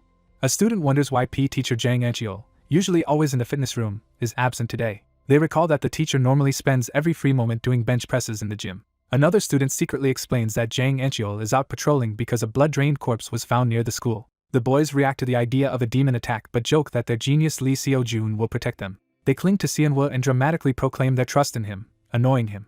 Seonhwa internally acknowledges that demons could raid the school again at any time because a hostile insider is already present. He clarifies that the infiltrator at school is not a human traitor but an actual demon. A close-up of long dark hair signals the approach of that demon in human disguise. Third-year ranker Park Min-yi approaches Seonhwa in the gym, commenting on how much he sweats. She hands Seonhwa a towel while he and his friends stand there flustered.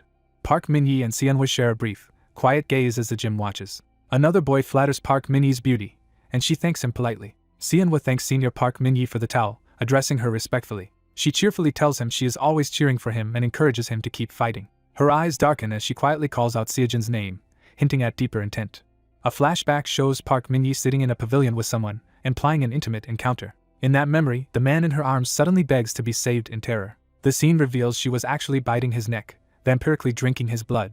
The drained victim collapses to the ground while she sits calmly on the bench. The narration exposes her true identity as B-rank demon Jang Yi, not the student Park Min Yi. She is introduced as the only daughter of demon Jang Han, a powerful figure among Meijin. A higher-ranking demon appears before her and Seojin's slain teacher, asking if she plans another attack on the school. The newcomer, Lord Kyunhee, says he only came to check on her situation. He steps on the dying man's head and notes that, with Jang Han dead, Jang Yi is now alone. He coldly remarks that he must take good care of her as blood splatters. Jang Yi, annoyed, says she wanted to play longer with her victim but knows they must avoid exposure. Lord Kyunhee casually asks Jang Yi how school life has been. She recalls being forbidden to take revenge on certain people and being unable to reach Jong Hyeonsu due to her identity. She internally resents having to look daily at the faces of students who reported her father. She angrily asks what school feels like for someone like her, filled with hatred toward them. Kyunhee says Lee Seo-jun has recently become a major topic among the students because of the school attack. He reveals that Lee Seo-jun was already a top candidate suspected of being the prophesied child. He recounts that when the demonic barrier fell during the raid and Seo-jun appeared immediately, he became highly suspicious. After Jang Ye's report of overwhelming destructive demonic power, Kyunhee concludes that Seo-jun is definitely the child of prophecy. Jang Yi eagerly asks if she can kill Seo-jun herself, but Kyunhee questions whether she is strong enough. She insists he does not understand the torment of seeing her revenge so close yet forbidden. In flashback, she watches her father's corpse and the students who betrayed him, unable to act. She vows that for her own revenge and for her clan, she will absolutely kill Lee Seo-jun. Another powerful demon, Seonjun, appears and praises her ruthless mindset. Seonjun remarks that, as Jeonhae said, she has impressive resolve for someone so young. Kyunhee kneels and greets Lord Seonjun with fear and respect. Seonjun says Jang Ye's power is still weak but accepts her as his subordinate because of her determination. He orders her to join the king's raid on the Child of Prophecy, stating that refusal is impossible, and is introduced as S-rank demon Seonjun. The scene shifts to Bakansan's Bakmajeon dungeon, where Seonwoo and Ha-young battle flying demon-type monsters. Yoon Ha-young concentrates mana into a brilliant blue sphere of destructive power. A close-up emphasizes the condensed blue destruction energy forming between her hands. She then unleashes multiple piercing projectiles that shred the demons in front of her while Seonwoo supports her. The remaining demons tremble and appear confused or frightened. Terrified, the rest of the monsters scream and flee deeper into the dungeon. Afterward, Ha-young proudly asks Seonwoo how she did, and he praises her improvement, advising her to master this form first. She is delighted that Seonwoo brought her to a dungeon specifically to train her over the weekend. Seonwoo narrates that he truly did discover this hidden dungeon by chance in his previous life as a C-rank mage. He notes that this dungeon never appeared in the original story and only he knows about it now. He considers the demon-filled area perfect for developing Ha-young's willpower and asks what she was thinking while using that power. Ha-young remembers her duel with Era and the intense desire she felt then.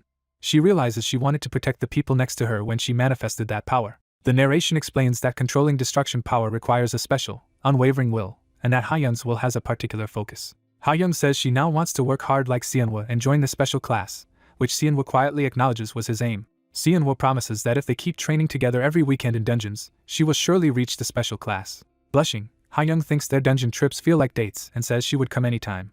Her rank rises from 82nd to 52nd after midterms, and Seonwoo calculates that at this rate she will join the special class by third year as in the original story. A system message grants Seonwoo a darkness vision adaptation, and he muses that the remaining unresolved issue is Jang Han's daughter Jang Yi. He recalls that in the original plot Jang Yi approached Lee Seo-jun seeking revenge for her father. She then acted as a villain, constantly plotting schemes against Seo-jun. But in the changed timeline, Seonwoo and Jong Hyeonsu killed her father instead, so Seonwoo wonders why she still approached Seo-jun first.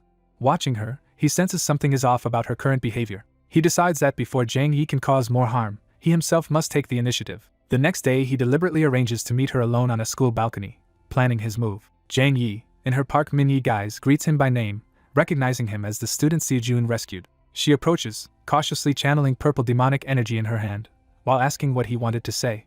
Seonwoo claims he has something very important to discuss and steels himself for his chosen strategy. Jang Yi is startled when he suddenly acts, realizing something unexpected is happening. He thrusts a fancy notebook at her and bluntly declares he wants to stay in personal contact with her. The scene is labeled as his confession attack, showing that he intentionally manufactured a private situation with her. A system window announces that Jang Yi feels disgust toward him, rewarding Seonwoo with points and a first rejection achievement. Jang Yi glares with barely contained rage at the unwanted confession. Seonwoo blandly comments that he has been dumped. Jang Yi coldly rejects him, saying he is not her type and suggesting they remain only senior and junior. As she stalks away furious, she thinks she would never date a mere human and even considers killing him. Seonwoo muses that he is human but not ugly enough to warrant such disgust. Another system message reveals that classmate Shin Yangjin pities Seonwoo, giving him bonus points, which Seonwoo admits was his true target. Shin Yangjin watches from behind a pillar, shocked by what he overheard. He approaches and awkwardly encourages Seonwoo to hang in there, explaining he only overheard while passing by. Seonwoo tells him that someone as outstanding as Park Min-yi is worth confessing to even if rejected, but internally notes that it is because she is a demon. He then asks Shin Yangjin about a classical magic theory assignment, immediately guessing his friend has not started it. Shin Yangjin laments that physical tasks are fine but theory never sticks, so Seonwoo offers his own top-ranked assignment as reference. Overjoyed, Shin Yangjin agrees and Seonwoo says there is one condition attached. Seonwoo reminds him that he frequently uses the school community message board. Later in the cafeteria, students gossip about Seonwoo after a notorious post appeared on the board the day before. Others mutter that since Seonwoo could not stand out academically, he is now resorting to attention-seeking stunts. A system confirms that 247 people have taken interest in him because of the posts, granting Seonwoo a large point reward, which he notes went exactly as planned. The controversial post is shown, where Kim Seonwoo publicly claims beautiful Park Min-yi as his and warns others not to approach her. Phone comments show anonymous students mocking the brazen confession but acknowledging Min-yi's looks. Two adults viewing the post chuckle that this must be how students confess love these days and nostalgically remark on youth. Meanwhile, a girl in the library happily reads from the ornate notebook Seonwoo had given Jang Yi, revealing his plan duplicated it for someone else. At lunch, Ha-young sulks that Seonwoo seems to like older women, while Choi Seo-yeon dismisses the rumor as an obvious prank someone pulled using his name. Ha-young still worries aloud whether Seonwoo will be okay amid the gossip. Seonwoo notes internally that this time he is not the one who posted, someone else executed his plan. He identifies Shin Yangjin as the one who actually made the board post on his behalf. Shin Yangjin admits he followed Seonwoo's request to upload it but feels the reaction has completely backfired. Seonwoo says the outcome differs from what he claimed to want but still perfectly spread his message through the gossip-loving student body. He thanks Shin Yangjin for the help, and Yangjin enthusiastically vows to keep rooting for him. As the girls enter the cafeteria, Seonwoo watches them while eating alone at the table. His eyes narrow, indicating he is carefully observing Jang Ye's reaction to the rumors. He thinks that no one would seriously confess in that manner, and that he simply needed this kind of scenario to arise. He reasons that though he has escaped being ranked last, people now see him as an attention seeker, making it harder for Jang Yi to move freely while linked to him. Seonwoo concludes that with his reputation already ruined, the damage to him is negligible. He cheerfully winks in Jang Ye's direction. Jang Ye's friends shriek in disgust at the wink, amplifying the social stigma around him. Seonwoo, sitting alone, admits internally that their reactions are a bit excessive even for his plan.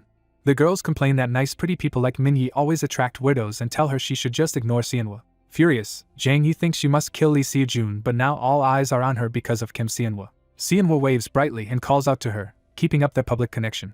Jang Yi grudgingly decides that although she wants to ambush and kill Seonwoo, she must temporarily retreat. Seonwoo taps the ornate notebook, signaling that something more important than today's drama is about to happen for Lee Seo-jun. He reflects that a major new event for Seo-jun is imminent as he examines the mysterious notebook. The story cuts to the American Museum of Antiquities, where security mages guard an exhibit at night. An announcement signals closing time as staff continue checking magical barriers around the artifacts. The head guard instructs his team to start night patrol after confirming everything is normal. Footsteps approach the central exhibit. The guard stands before the sealed soul vessel, a sacred relic said to imprison souls. A narration recounts that 13 years ago the world was ravaged by the terrorist group John. It explains how the group terrorized nations until powerful mage Kim Jin-cheol defeated them in battle. Jin-cheol killed their leader Jin Cheon-woo, and among the spoils captured was the artifact known as the soul vessel. That relic was later gifted to the American Museum of Antiquities, where it is now being inspected. The guard notes there seem to be no issues. As he checks the display, he hears approaching footsteps and repeats that the soul vessel is the museum's most important sacred relic. A mysterious, elegantly dressed woman strides down the hall toward him. The guard, assuming she is a remaining visitor, politely directs her to the exit while she stares at the soul vessel. She murmurs that the relic is too beautiful to be locked away here, hinting at her desire to take it. The guard warns that the vessel's power is extremely dangerous and should only be entrusted to qualified people, recalling the one man who once wielded such mysteries.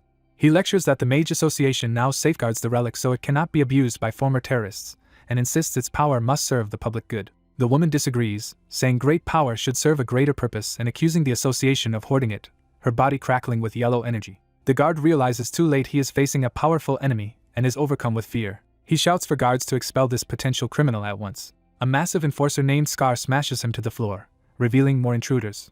Another hulking terrorist strolls past corpses of A-rank mages, complaining that they were too weak and asking for stronger opponents. The shaken guard realizes all the dead security staff were A-rank mages and that the alarms only triggered after this massacre. A black-haired woman in red, wielding a long weapon, darts through the museum with lethal speed. She remarks to her partner that they had only planned to threaten the guard and steal the item, wondering when the plan escalated to slaughter. The surviving guard collapses to the ground, trembling. Looking up at the trio of terrorists, he demands to know who they are. One of them declares that although their god was taken from them, his will survives through them. The silver-haired woman mocks the guard for calling them washed-up terrorists. She prepares a glowing attack, telling him to pay for insulting their god. Horrified, the guard finally recognizes that they are members of John. A blinding flash of magical light bursts out through a high-rise window. The explosion shatters the museum and sends debris flying into the night sky. Siren-like wails echo over the city skyline after the attack. In a school cafeteria, a student receives an emergency alert on his tablet. All the students stop eating and check the same ominous news on their devices. The news report explains that the recent terror attack on the American Museum of Antiquities was committed by the resurfaced cult John, thought gone for 13 years. The broadcast adds that although records are damaged, authorities suspect an executive called Bert and demand a response from the Mage Association. Era stares at the report in shock, sweating as she reads. Era's friend notices her pallor and worriedly asks if she is alright. Era claims she only feels nauseous, excuses herself, and hurriedly leaves the cafeteria. Watching her go, Seonwoo thinks that something important is about to begin. He frames it as the start of the first battle against the main villain group. Determined, Era connects John on the news with the very villains she has sworn to defeat. In another country, a luxurious room displays rare artifacts, hinting at John's new base. A John member scrolls through the same news article about the museum attack and asks if the media coverage is satisfactory. Bert, lounging while being served tea, casually remarks that the photo came out nicely. Jean, the bespectacled strategist of John, jokes that all his effort bypassing security was pointless now that they are flaunting their faces. Natasha lazily explains that a rude curator provoked them by insulting their master. Smiling cruelly, Natasha says she made the curator pay with his life. Scar complains that the attack ended too quietly and longs for a more destructive rampage. He shouts that in the old days John would have leveled the entire block, revealing his name and brutal mindset. Jean and Bert chide Scar that times have changed and his impulsiveness is dangerous. Natasha reminds Scar that the Special Task Force and Blade of Dawn are still hunting John, while he insists he could fight them anytime. Bert suggests they move somewhere quieter for a while, confusing the rowdy pair. She admits Jean was right about her being hasty and proposes they lie low in Korea for a break. Scar cheers at the idea of finding strong opponents in Korea, while Natasha excitedly mentions visiting the Seoul Magic Arena and Jean falls silent. Jean agrees but says he wants to avoid crossing paths with Kim Jin-cheol. Bert replies that hiding in their enemy's backyard is the safest place and that no one will expect John to be in Korea. Picking up a photo of Seonwoo in uniform, Bert says she has something in Korea she wants to check on. She asks Jean if he intends to visit the boy in the photo, reminding him how important that child is to them. The group notes that the boy has been drawn into many recent incidents, and wonder what his supposed guardian Baek-eun-sung is doing. Bert decides they will go anyway, instructing Jean to prepare fake IDs and contact Baek-eun-sung. Smiling, Bert orders Jean to tell Baek that John will be arriving soon. That night, Seonwoo, in his Kim Ji-woo disguise, visits the upscale restaurant Kantia. Inside, he thinks it has been a while since he moved openly as Kim Ji-woo and assumes Haryeon's attention has faded. A system message appears that Haryeon has become more curious about him, rewarding Seonwoo with points. Led inside, Seonwoo reminds himself that before facing John he must further raise his own stats. At a reserved table, businesswoman Han Seon waits, looking bored. When Seonwoo arrives she brightens and greets him informally. Sitting together, she comments that he could have sent an agent, but he says he wanted to see her in person. She passes him a shopping bag and boxes containing sacred herb potions and high durability combat boots he requested. Seonwoo inspects the boots and reads their excellent stats, realizing how valuable they are. He's stunned by their dual passive effects and assumes their price far exceeds normal B-rank gear, while Seon says she chose something fitting as her personal gift. Their gourmet meal is served, showing off the restaurant's famed dishes. Seon explains that her motto, in gifts or in cuisine, is never to disappoint the recipient. Seonwoo recalls Kantia as the restaurant where hero Lee Seo-joon nearly fainted from the taste in the original story. Curious if it really lives up to the legend, he takes a careful first bite. The narration describes the pastry shell cracking and flavors exploding in his mouth. The rich mushroom sauce and hamu beef juices blend, creating an overwhelming flavor experience. As the red wine sauce reacts with the meat, Seonwoo's eyes sparkle and he internally praises the dish's crispy exterior and tender center. Moved to tears, he declares the food delicious, delighting Seon, who says his reaction makes treating him worthwhile. He wipes his mouth, trying to regain composure. Seonwoo insists he cannot accept such generosity without offering something of equal value in return. Leaning in, he hints that what he can offer might be better than money. He then brings up the terror threat note she received, asking if that is what has been troubling her. Shocked that he knows of the secret threat the company has not released to the press, Seon demands to know his source, and he evasively says he has his ways. She admits John's return has already sparked copycat crimes worldwide, adding to the corporate power struggle with her brother. Narration clarifies that the blackmailer targeting Seon is actually an unrelated alchemist, not John. Seonwoo identifies the culprit as Jo Sung-hun, an underworld alchemist exploiting Hanseong Pharmaceuticals' rise. Seonwoo advises Seon to investigate her security staff's finances to uncover the insider colluding with the alchemist, judging this level of meddling acceptable.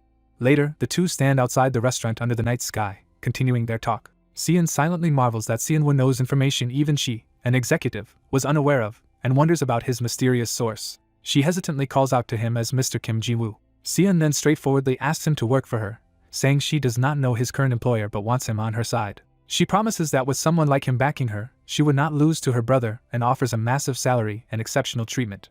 Seon-woo answers that he is not doing this for favors, but sincerely wants to help her. She laughs that it would be boring if he were won over too easily and lets the offer hang. As they part, Seon suggests another meal together and says she will return with even better terms. From a rooftop, Seon-woo watches the city and says he will look forward to that future meeting. He admits to himself that her proposal was tempting but decides he must stay aligned with Lee Si-jun instead.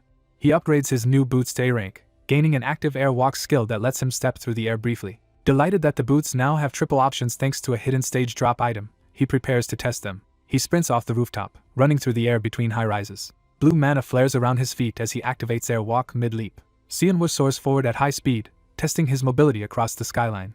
A wide shot shows him dashing over the city, leaving glowing footprints in the air. He lands hard on another rooftop, sliding as he adjusts to the technique. Panting but thrilled, he decides he needs more practice with his new movement ability. The next day in magic law class, students listen as the professor lectures at the front. The teacher announces a paired research project due next week, prompting groans, while some students doze. The class erupts in complaints at the sudden group assignment. One student begs the professor to extend the deadline, but the teacher refuses and dismisses class. Seon-woo calmly thinks that thanks to his outsider advantage he can finish the project quickly and rest. He scans the room for a capable partner just as Era approaches his desk. Era bluntly declares that Seon-woo will be her partner. The class reacts noisily, shocked that top student Era claimed the second-ranked Seon-woo so quickly. Glaring at the others, Era retorts that the best students will obviously team up if they can. Someone mutters about finders keepers while Seon-woo awkwardly accepts her choice. Era's eyes burn as she asks Seon-woo if he has any objection to partnering with her. Flustered, Seon-woo says he has no problem but wonders why Era is suddenly paying him attention. Walking away, Era tells him to meet her after school at the training grounds. Seon-woo thinks this invitation suits his plans, since he needed to assess Era's situation anyway. After school, however, he finds Era cornering him under an archway and sharply accusing him of hiding something. She insists there is no point pretending ignorance and claims to know Seon-woo's true identity. Stunned, Seon-woo internally panics, wondering what is happening.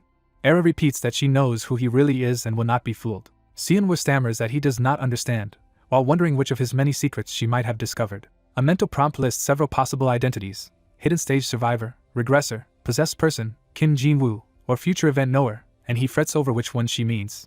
Era explains that from the first day he talked about her private matters as if he already knew them, which felt unnatural unless he had investigated her. Stepping closer, she concludes that Seon-woo is just like her.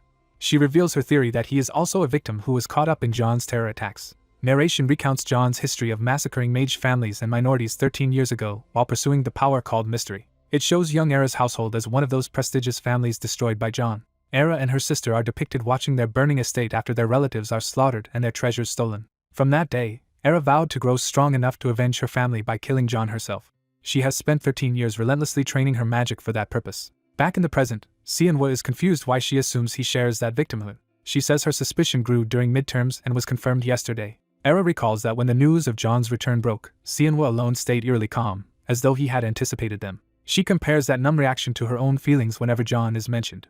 Era describes how, after initial shock, a John victim secretly feels relief that their long-awaited chance for revenge has finally come. Now she believes that chance, to confront the terrorists personally, has arrived. She hears the warnings of older John survivors in her mind telling her not to act rashly, but her hatred simmers. Seon-woo counters that John is a group of S-rank mages they cannot possibly face at their current level. Era shouts that he should not lump them together with the many other victims by saying, "We," revealing how personal her vendetta is. Seon-woo gently argues that countless people worldwide have lost precious things to John, including her, and tries to calm her. Overwhelmed, Era insists that no one can truly understand the pain she has lived with for 13 years. As Seon-woo instinctively reaches for her, she remembers her sister's words and pulls back, saying, "No one." She then sees the bloody bandages on his abdomen where he stabbed himself for training, mistaking them for old trauma. Seon-woo panics internally, realizing the misunderstanding about his wound just became far worse. A system message notes that Era now pities him and grants Seon-woo additional points. Era says she can clearly tell a knife wound and assumes John's attack left that scar, deepening her misconception. Feeling guilty for dredging up his supposed trauma, she apologizes and starts to walk away. As a small apology, Era tells him she will handle their assignment alone and says she will see him tomorrow. Seon-woo is left speechless as she leaves without letting him correct her.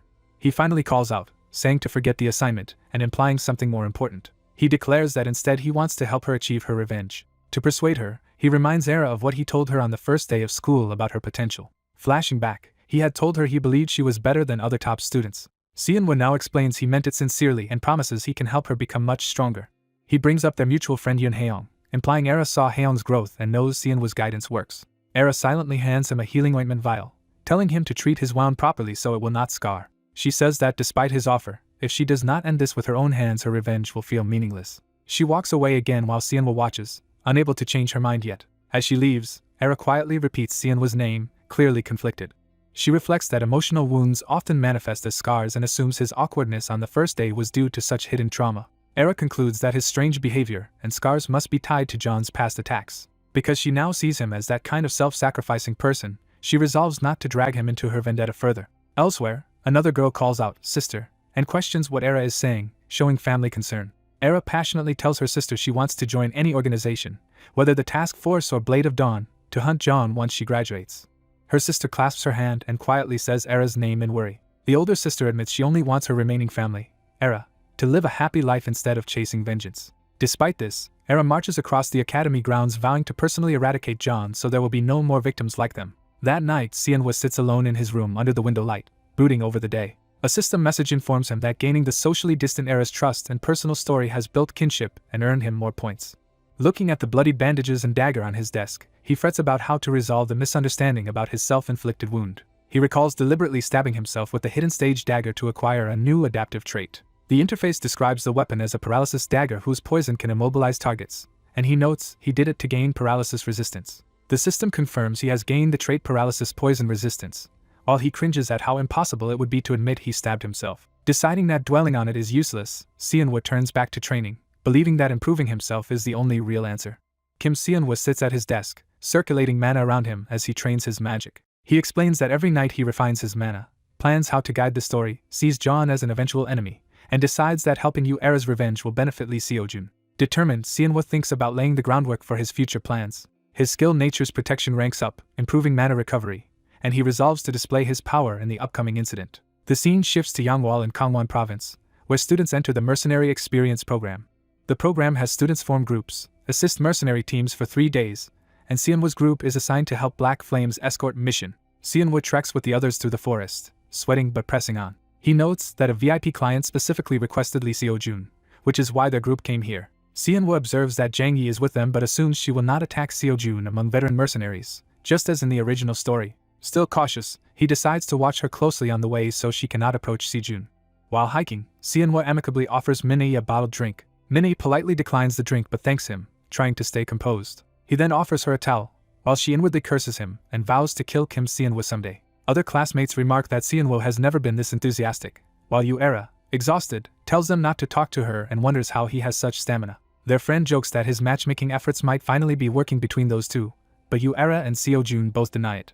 A stern mage, Jong Ha-jun of Black Flame Team 6, calls everyone to attention. He announces that they have arrived at the mission site. Guards at the gates confirm them as allies and allow the party to enter the mansion grounds. Ha-jun and Seo-jun marvel that such a grand mansion exists deep in the mountains, where their mission will be carried out. Ha-jun leads Seo-jun and Seonwoo to the mansion door, teasing Seo-jun that even a famed genius has probably never seen a place like this.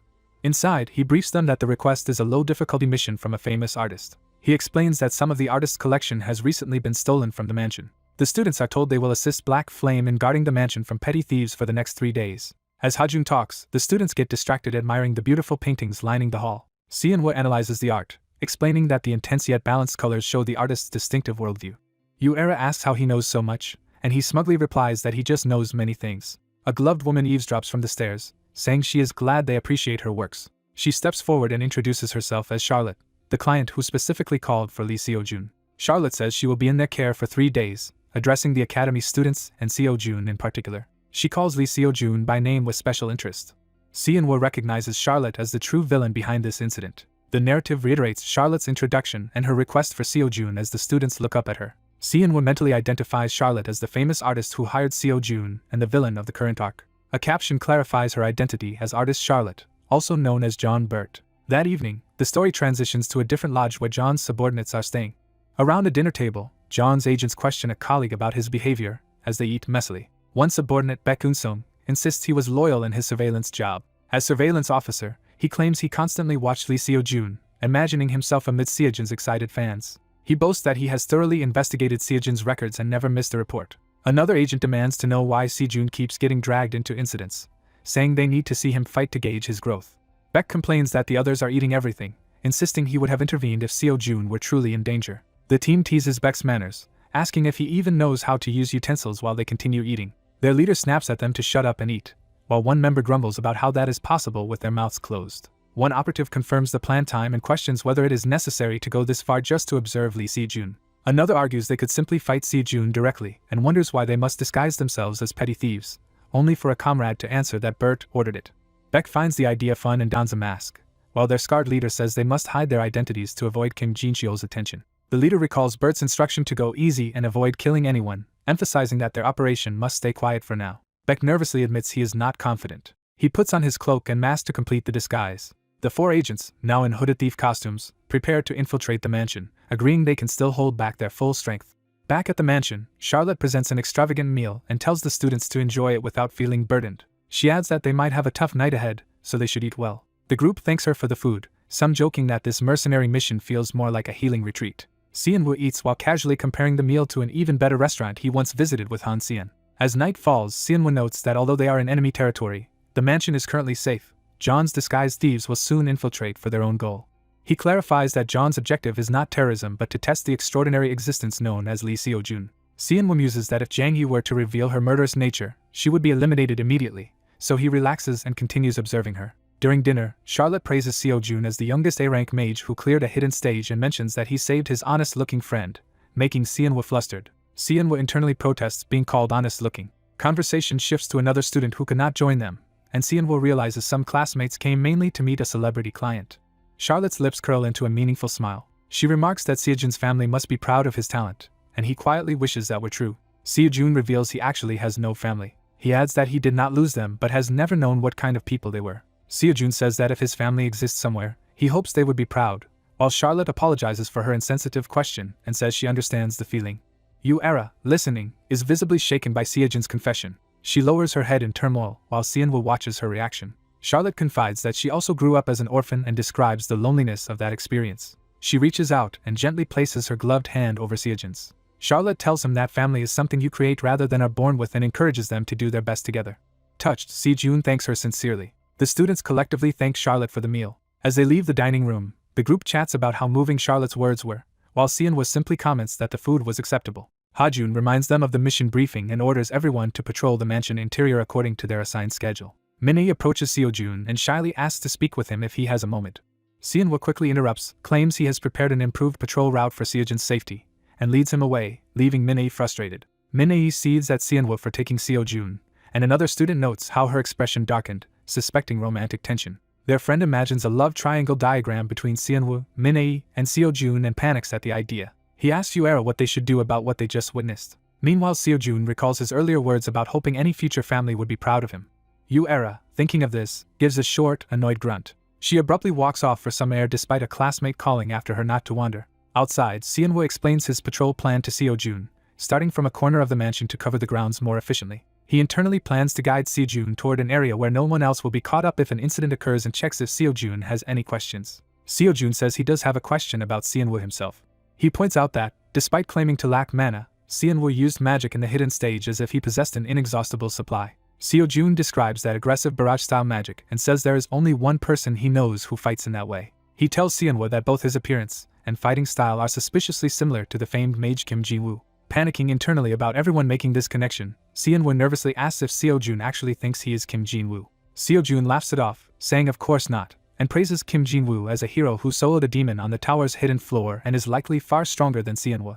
Seojun clarifies that he is more curious about who taught Seon-woo that style, and why Seon-woo encourages him to show his strength while hiding his own. He presses that Seon-woo is telling him not to conceal power yet is concealing his own, leaving Seon-woo scrambling for an excuse. Yu-era arrives, saying that Seon-woo is not hiding his power by choice but is unable to use it freely. When asked why she is there, Yu-era claims she is just walking to think and snaps back that it is not against the rules. She explains there are cases where psychological issues destabilize a mage's output, creating a gap between mana capacity and what can actually be used, implying this applies to Seon-woo.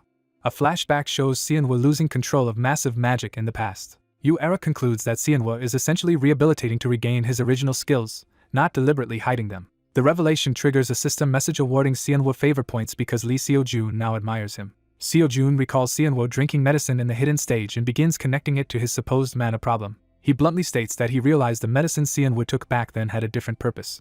Seonwoo resigns himself, realizing Seo-jun has figured it out. He claims he hid this secret so others would not pity him, and at Chibi Seo-jun promises to keep it confidential, while Yu-era huffs. Flustered, Seonwoo excuses himself and tells Seo-jun to start patrolling from the mansion's corner as planned. Seo-jun lets him go to rest, agreeing to follow the suggested route while Yu-era watches. The focus moves to the quiet exterior of the mansion as the night deepens. Seonwoo thinks with relief that Yu-era's misunderstanding allowed him to dodge Seo-jun's suspicions. Alone in a hall filled with artifacts, Seonwoo notes how many valuable items Bert has amassed. He reveals that this mansion is actually one of John's global hideouts, stocked with both her own art and stolen pieces used to fund villainous activities. He adds that the mansion's true treasures are not the artwork on display but special items stored elsewhere. He focuses on a particular grandfather clock, knowing that John keeps the most important items hidden in a secret room linked to it. Magical arrays of concealment, illusion, confinement, disturbance, and sealing appear around the clock. Seonwoo activates his search function to locate a specific support item. The system identifies and materializes a lesser mana concealment elixir, which he takes into his hand. He reflects that everyone is preoccupied, so no one realizes an actual thief is already inside as he drinks the elixir. Cloaked by the potion's effect that hides low-rank mana for 10 minutes, he prepares to finish his theft before the third-party thieves arrive. Smirking, Seonwoo mentally addresses the villains he is about to rob. He activates his unique trade outsider's benefit and prepares to loot John's secret stash as an unassuming, honest-looking thief. Outside, Seonwoo repeats to Seo-jun that he is heading in to rest and reminds him to patrol from the corner route he outlined. Seo-jun cheerfully tells him to rest well as Seonwoo rushes off. Yu-era and Seo-jun remain on watch outside the mansion in the calm before the raid. Yu-era asks Seo-jun where he thinks Seonwoo would rank if he fought seriously, and Seo-jun guesses around 15th. She is dissatisfied with that estimate and expected Seo-jun to better recognize Seonwoo's worth, making him wonder if he undervalued their friend. Annoyed, Yu-era leaves, telling Seo-jun not to wake her for patrol changes and that she has already shared the route via their handbook. The full moon rises over the quiet mansion, signaling the approaching conflict. Seo-jun reflects that sheer mana quantity does not define a superior mage. He recalls that true strength comes from how precisely one can manifest magic. Thus, he concludes that ranking Seonwoo at 15th was a conservative minimum rather than his ceiling. A memory shows Seonwoo effortlessly juggling multiple orbs of magic. Seo-jun admits that if that display represents Seonwoo's true skill, it proves overwhelming natural talent. Suddenly, Seo-jun senses another presence nearby. He spots Min-ae sneaking along the garden path. Recognizing her, he calls out to Senior Min-ae. Meanwhile, Seonwoo, back at the clock, notes he must work quickly before the third force thieves break in and act. He explains that his trade outsider's benefit can decode any magic formula placed on the clock. He understands that John, being powerful, could detect any mana leakage from this process.